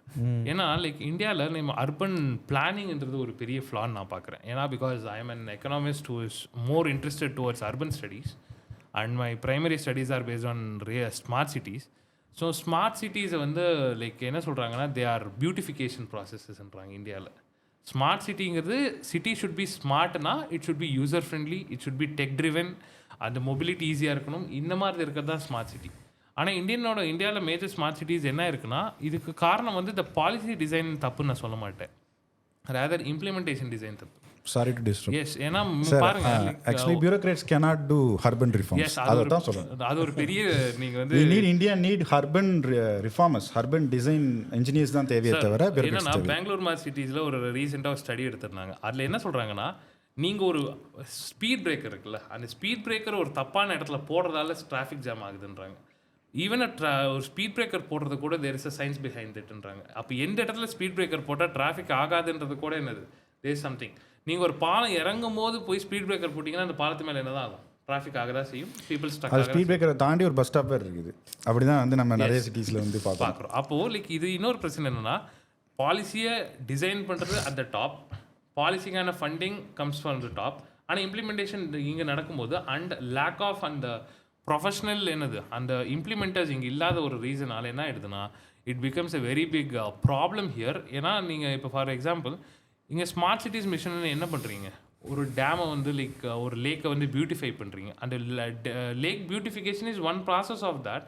பட் அதை சுற்றி நீங்கள் என்ன மாதிரி ஒரு வைபிள் டூரிஸ்ட் எக்கோசிஸ்டம் க்ரியேட் பண்ணுறீங்கன்றது தான் அந்த ஸ்மார்ட் சிட்டியோட ஆக்சுவல் கோலாக இருக்கும். ஆனால் பட் நீங்கள் அந்த ஒரு ஜஸ்ட் பியூட்டிஃபை பண்ணிட்டு அதை வந்து லைக் என்னது சும்மா விட்டுறதால it is not going to help at any point in ground. அப்போது இந்த 3 tier கவர்மெண்ட்டுக்கு பெரிய ரீவேம்ப் வேணும். எஸ்பெஷலி இன்னொரு ஒரு பிக்கெஸ்ட் இது என்னென்னா டிஸ்ட்ரிக்ட் கலெக்டரோட ரோல் சார். இது வந்து லைக் பல பேர் அக்செப்ட் பண்ணிக்க மாட்டாங்க. எஸ்பெஷலி டிஸ்ட்ரிக்ட் கலெக்டரோட over intelligence in all the development activities. அப்போ என்ன ஆகுதுன்னா, இது வந்து ஒரு பேரியர் ஆகுது. ஃபார் எக்ஸாம்பிள் ஒரு டிஸ்ட்ரிக்ட் எடுத்துக்கோங்க, அந்த டிஸ்ட்ரிக்டில் there is district planning committee, அதோட ஹெட்டாக யார் இருக்கா, district collector. Metropolitan planning commissions யார், டிஸ்ட்ரிக்ட் ஐஏஎஸ் ஆஃபீஸர்ஸ். டிஸ்ட்ரிக்ட் அந்த டிஸ்ட்ரிக்டோட கலெக்டருக்கு அவர் தான் ஹெட், கார்பரேஷன். அது எல்லாம் அண்ட் வெரி இம்பார்ட்டன்ட்லி உங்களுக்கு தெரிஞ்சிருக்கும், ஒரு டிஸ்ட்ரிக்டில் ₹1 ஃபண்டு வெளியே வரணும்னா அதுக்கான அட்மினிஸ்ட்ரேட்டிவ் சாங்ஷன்ஸ் யார் கொடுக்கணும், டிஸ்ட்ரிக்ட் கலெக்டர் தான் கொடுக்கணும். அப்போது இந்த மாதிரி ஓவர் பர்டன் ஒரு ஆஃபீஸை வச்சுக்கிட்டு you can't plan things in very big மொமெண்டமில் பண்ண முடியும். மைக்ரோ பிளானிங் வந்து பண்ண முடியாது. டிஸ்ட்ரிக்ட் கலெக்டரே நீங்கள் வந்து மைக்ரோ பிளானிங் அப்படிங்கிறது பண்ண ஆரம்பித்தோம்னா நீங்கள் வந்து ரிஃபார்ம்ஸ் வந்து பண்ண முடியாது. அதுதான் சர்வேல என்ன சொல்லிட்டாங்கன்னா, India cannot create economic hub such as New York, London, சிங்கப்பூர்னு. ஆமாம், ஏன்னா நீங்கள் அந்த city managements are different. They are run by independent mayors, independent local bodies. அப்போ யூஎஸ் இப்போ நம்ம பார்த்துருக்கோம், நியூயார்க் மேயர் வந்து யூஎஸ் பிரசிடென்ட்டை சேலஞ்ச் பண்ணுற கண்டிஷனில் இருக்குது. அப்போ it means what, they run as an independent hub. அவங்களுக்கான எக்கனாமிக், அவங்களுக்கான ஃபினான்ஷியல், அவங்களுக்கான அட்மினிஸ்ட்ரேட்டிவ் ப்ளஸ் இம்ப்ளிமெண்டேஷன் எல்லாத்தையும் அவங்களே செல்ஃப் ரிலையன்ட் பண்ணும்போது அப்போ அவங்க என்னது, they don't have to believe on literally பியூரோக்ராட்டை மட்டும் வச்சுமே நம்ம எந்த ரிஃபார்ம் பண்ணிட முடியாது. வி நீட் த பொலிட்டிக்கல் வில்ன்றீங்க. வில்லும் வேணும், பியூரோக்ராட்டிக் வில்லும் வேணும், ஆக்சுவலி பீப்புள் அவேர்னஸ் வேணும் சார். லோக்கல் கவர்மெண்ட்டோட இம்பார்ட்டன்ஸ் தெரியணும். நம்ம வந்து ஒரு சிஎம் பிஎம் எலெக்ஷனை வந்து ஒரு ஸ்டார் பேசிஸில் கொண்டு போயிட்டு இருக்கோம். ஒரு கிரிக்கெட் மேட்ச் மாதிரி வந்து பார்க்குற ஒரு மைண்ட் செட் வந்து இந்தியன்ஸ் இருக்குது. பட் லோக்கல் கவர்மெண்ட் எலெக்ஷன்ஸ் தான் நம்ம டே டு டே நான் பார்க்குறது எல்லாமே என்னோட ஸ்ட்ரீட், என்னோட ரோடு, என்னோட சிட்டி, அதில் இருக்கக்கூடிய பிரச்சனைகளை தான் பார்க்கணுமே தவிர நீங்கள் மேலே வந்து சென்ட்ரல் ஸ்டேட் எதுவும் பண்ண முடியாது. Because they gave more fund. இன்னும் 16 ஃபினான்ஸ் கமிஷனில் கூட வந்து பார்த்தீங்கன்னா கிட்டத்தட்ட 3 lakh crores வந்து அர்பன் லோக்கல் கவர்மெண்ட் கொடுத்துருக்காங்க. பட் நம்ம எப்படி யூட்டிலைஸ் பண்ண போகிறோம் பாருங்கள். நீங்கள் ஒரு கவுன்சிலர் சூஸ் பண்ணும்போது என் கவுன்சிலர் என் தெருவோட பிரச்சனை தெரிஞ்ச கவுன்சிலராக தான் சூஸ் பண்ண தவிர அவர் இந்த பார்ட்டியோட கவுன்சிலர்ன்றது உங்களுக்கு தேவையில்லாத விஷயம். ஏன்னா அது வேணால் பிஎம்சிஎம்க்கு வேணால் அது ஓகே, ஏன்னா அது வந்து it is based on that, அந்த கவர்மெண்ட்டோட பாலிசிஸ் பேஸ் பண்ணி. ஆனால் அர்பன் லோக்கல் பாடிஸ்லேயே ரூரல் லோக்கல் பாடிஸில் தேவையானது அந்த process and implementation orient workers தான் நமக்கு தேவை. They are going to be, அவங்க தான் அந்த சேஞ்ச் மேக்கர்ஸாக இருக்கணுன்றது தான் என்னது அந்த ஆஸ்பெக்ட் நம்ம வந்து யோசிக்க வேண்டிய விஷயம். எம்பவர்மெண்ட், உமன் எம்பவர்மெண்ட், அந்த மாதிரி லோக்கல் லீடர்ஸ் எம்பவர்மெண்ட் தான் நமக்கு தேவைப்படுது. ஸோ இதில் நம்ம லார்ஜ் டிஸ்கஷன் தான் பண்ணணும். ஸோ இப்போதைக்கு நம்ம அர்பனில் இருக்கக்கூடிய பிரச்சனை. We'll have the another podcast on this. Sure, கூப்பிடுங்க. தென் கண்டிப்பாக பண்ணுவோம். நெக்ஸ்ட் பார்த்தீங்கன்னா, இந்த economic சர்வேல they repeatedly use the term called equity monetization. What it actually is, sir? Sir ஆக்சுவலாக வந்து central public sector enterprises. So சிபிஎஸ்சியில் வந்து நம்ம இந்தியாவை பொறுத்த வரைக்கும் என்ன பண்ணியிருந்தோம்னா 1980s வரைக்கும் 100% ஆஃப் ஓனர்ஷிப் வந்து கவர்மெண்ட் தான் வந்து வச்சுருந்தாங்க. Because we followed socialist type of economy. Then after எல்பிஜிக்கு அப்புறம் என்ன பண்ணோம்னா டைல்யூட் பண்ணோம். நம்ம அன்றைக்கி சொன்னது ஸ்ட்ராட்டஜிக் டிஸ்இன்வெஸ்ட்மெண்ட்னு சொல்லணும், இல்லை ப்ரைவேட்டைசேஷன் சொல்லணும், இந்த மாதிரி டேர்ம்ஸ் யூஸ் பண்ணோம். அப்போ கவர்மெண்ட்டோடது 51%, ப்ரைவேட்டோடது 49% அப்படிங்கிறது வந்து இருந்தது. இப்போ என்னென்னா கம்பெனிஸ் ஆக்ட்லேயே நம்ம என்ன கொண்டு வரலான்னு முடிவு பண்ணியிருக்காங்க அப்படின்னா, ஈவன் 26% வந்து பப்ளிக் செக்டர் என்டர்பிரைசஸ்க்கு நீங்கள் வந்து வச்சுருந்தா கூட, ஷேர் வச்சுருந்தா கூட நீங்கள் ஈவன் அப்போவும் நீங்கள் கவர்மெண்ட் கம்பெனின்னு சொல்லலாம். இன்னொன்று சார், நீங்கள் வந்து கோல் இந்தியா லிமிடெட் கேள்விப்பட்டிருப்போம், அதோட சப்சிடரிஸ், ஃபார் எக்ஸாம்பிள் சிங்கரணி கோல்ஸ் இதெல்லாம் இருக்குல்ல. அது வந்து இந்த டைம் வந்து என்னென்னா ஒரு பெரிய டிரான்ஸ்ஃபர்மேஷன், பீப்புள் வந்து அதில் ஈக்விட்டிவில் வந்து ரொம்ப ஆர்வமாக இருந்துருக்குறாங்க. அதோட ஷேர் வாங்கினவங்களாம் நிறைய வாங்கியிருக்காங்கன்னு சொல்கிறாங்க. லேக்ஸ் அண்ட் லேக்ஸ் ஆஃப் க்ரோர் வந்து அந்த கோல் இந்தியா லிமிட்டோட சப்சிடியில் வாங்கினது வந்து இந்தியன்ஸ் வாங்கியிருக்காங்க. அப்போ ட்ரஸ்ட்டு டெவலப் காமிக்குது. அப்போ people they want more to invest in public sector enterprises if they run properly. Reforms இருந்தால், ப்ராஃபிட் மோட்டிவில் இருந்தால், உங்களுக்கு க்ரோத் இருந்தால், டெவலப்மெண்ட் இருந்தால், அவங்க வந்து வெறும் ப்ரைவேட் ஈக்விட்டியில் மட்டும் அவங்க போக ட்ரை பண்ணலை, அவங்க ஓனர்ஷிப்பும் அவங்க வந்து இருக்க ட்ரை பண்ணுறாங்க. அந்த ஈக்விட்டி மானிட்டேஷன் மீன்ஸ் பீப்புள் வந்து அதில் ஷேர் ஹோல்டர்ஸாக இருக்க விருப்பப்படுறாங்க.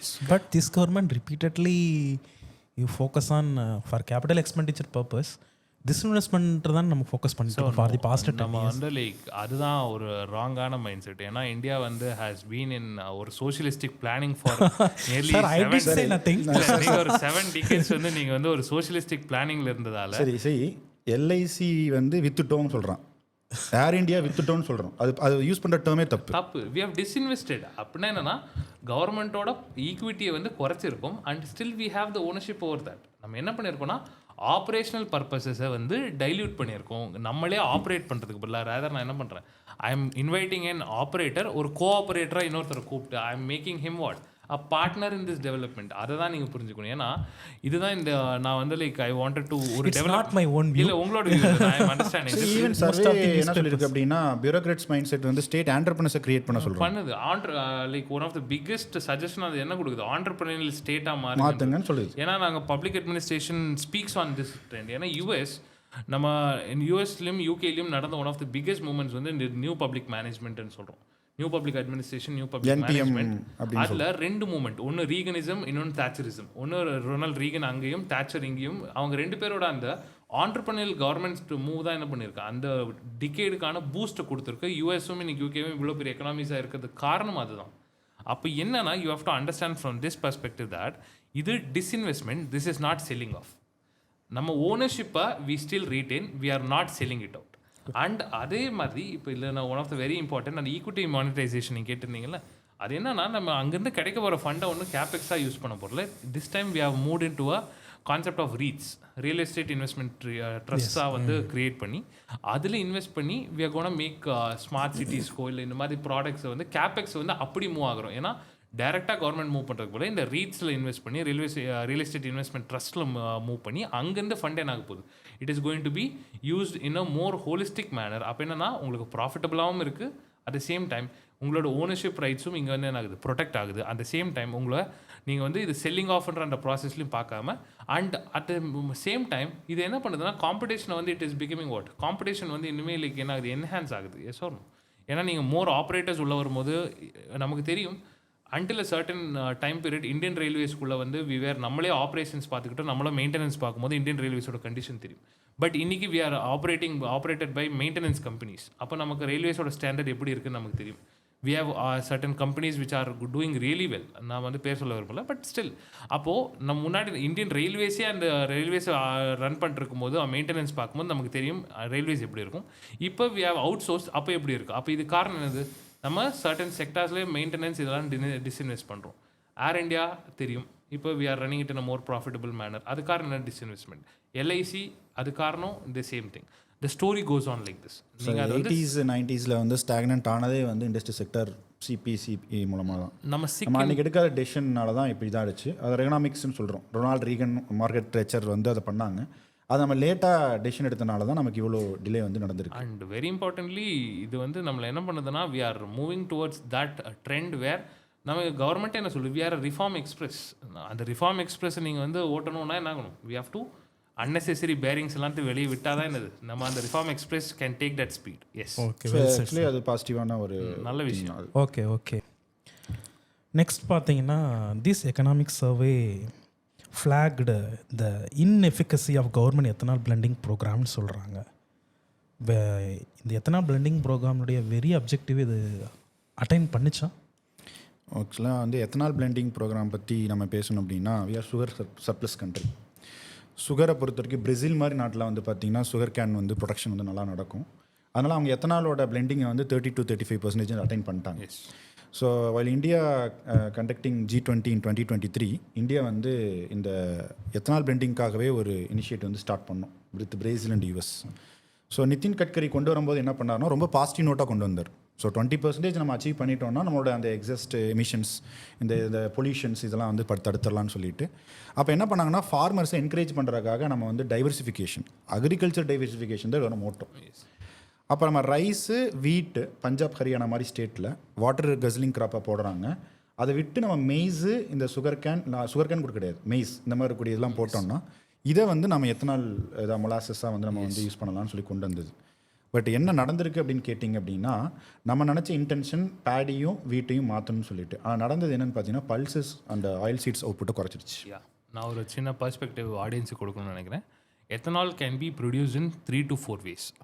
அதில் ஃபர்ஸ்ட் வே யூஸிங் லைஃப் ஸ்டாக். நம்ம இப்போ யூஸ் பண்ணுற மெய்ஸாக இருக்கட்டும், சுகர் கேனாக இருக்கட்டும், ரைஸ், வீட், இதுலேருந்து எல்லாம் பண்ணலாம். Second is out of the dry ஹஸ்க்குன்றாங்க. ட்ரை ஹஸ்க் வந்து ரைஸோட ஹஸ்க், வீட்டோட ஹஸ்க், இந்த மாதிரி dry husk methods. And third is using algaes and fungis. இது வந்து மைக்ரோ ஆல்கே, மைக்ரோ ஃபங்கை வச்சு நீங்கள் ப்ரொடியூஸ் பண்ணலாம். இதில் ஸ்டேஜ் 1 தான் இந்தியா இருக்குது. பட் அது advance economies has gone to stage 2 and stage 3க்கு மூவ் ஆகிடும். ஏன்னா பஞ்சாப் ஹரியானா ட்ரை ஹஸ்க்கு கூட நம்ம இன்னும் நம்ம யூஸ் பண்ணல. ரோட்டர் அந்த மாதிரி நிறைய மிஷின் கொண்டு வந்துருக்கோம். அப்போ வந்து என்ன ஆகுதுன்னா, இப்போ வந்து நமக்கு பிரைமரி இந்தியாவுக்கு 2 டைப்பில் தான் நம்ம வந்து எத்தனால் ப்ரொடியூஸ் பண்ணுறோம். ஒன்று using maize and other using sugar cane. So இப்போ இந்த எக்கனாமிக் சர்வே ஒரு முக்கியமான இஷ்யூவை வந்து டிஸ்கஸ் பண்ணியிருக்கேன். என்னென்னா, சார் சொன்ன மாதிரி நம்ம கிராப் டைவர்சிஃபை பண்ணி எல்லாமே பண்ணுவோம்னு நினைக்கும் போது, ரைஸ் அண்ட் வீட் அண்ட் அதாவது சீரியல்ஸோட ப்ரொடக்ஷனை வந்து கர்ப் பண்ணுவோம்னு நினைக்கும் போது, ரேதர் இது ஆல்டர்னேட் ஆயிடுச்சு. That is pulses and oil சீட்ஸை வந்து கர்ப் பண்ணியிருக்கு. சரி, ரைஸும் வீட்டும் சர்ப்ளஸ் சார். 100 million ton நம்ம ஸ்டாக்ஸில் வச்சுருக்கோம். பட் பல்சஸ் வந்து பார்த்தீங்கன்னா நம்ம வந்து டெஃபிஷிட், அப்பப்போ நம்ம இம்போர்ட் தான் பண்ணுவோம். அது ஆயில் சீட்ஸில் பார்த்தீங்கன்னா 15 million ton நம்மளுக்கு தேவைப்படுது. 8 to 7 million ton தான் நம்ம ப்ரொடியூஸ் பண்ணுறோம். 50% இம்போர்ட் பண்ணுறோம். இப்போ நம்ம அங்கே கொடுத்தோம்னா ப்ரைஸ் என்ஷூர் பண்ணோம்னா ஃபார்மர்ஸ் வந்து அங்கே போடுவோம்னு நினச்சோம். பட் என்ன நடந்திருக்கு அப்படின்னா, மெய்ஸில் வந்து கிடைக்கிறனால அதை விட்டுட்டு மெய்ஸ்க்கு வந்துட்டாங்க. ஓகே, கவர்மெண்ட் என்கரேஜ் பண்ணுது எத்தனால் பிளெண்டிங் ப்ரோக்ராமில்.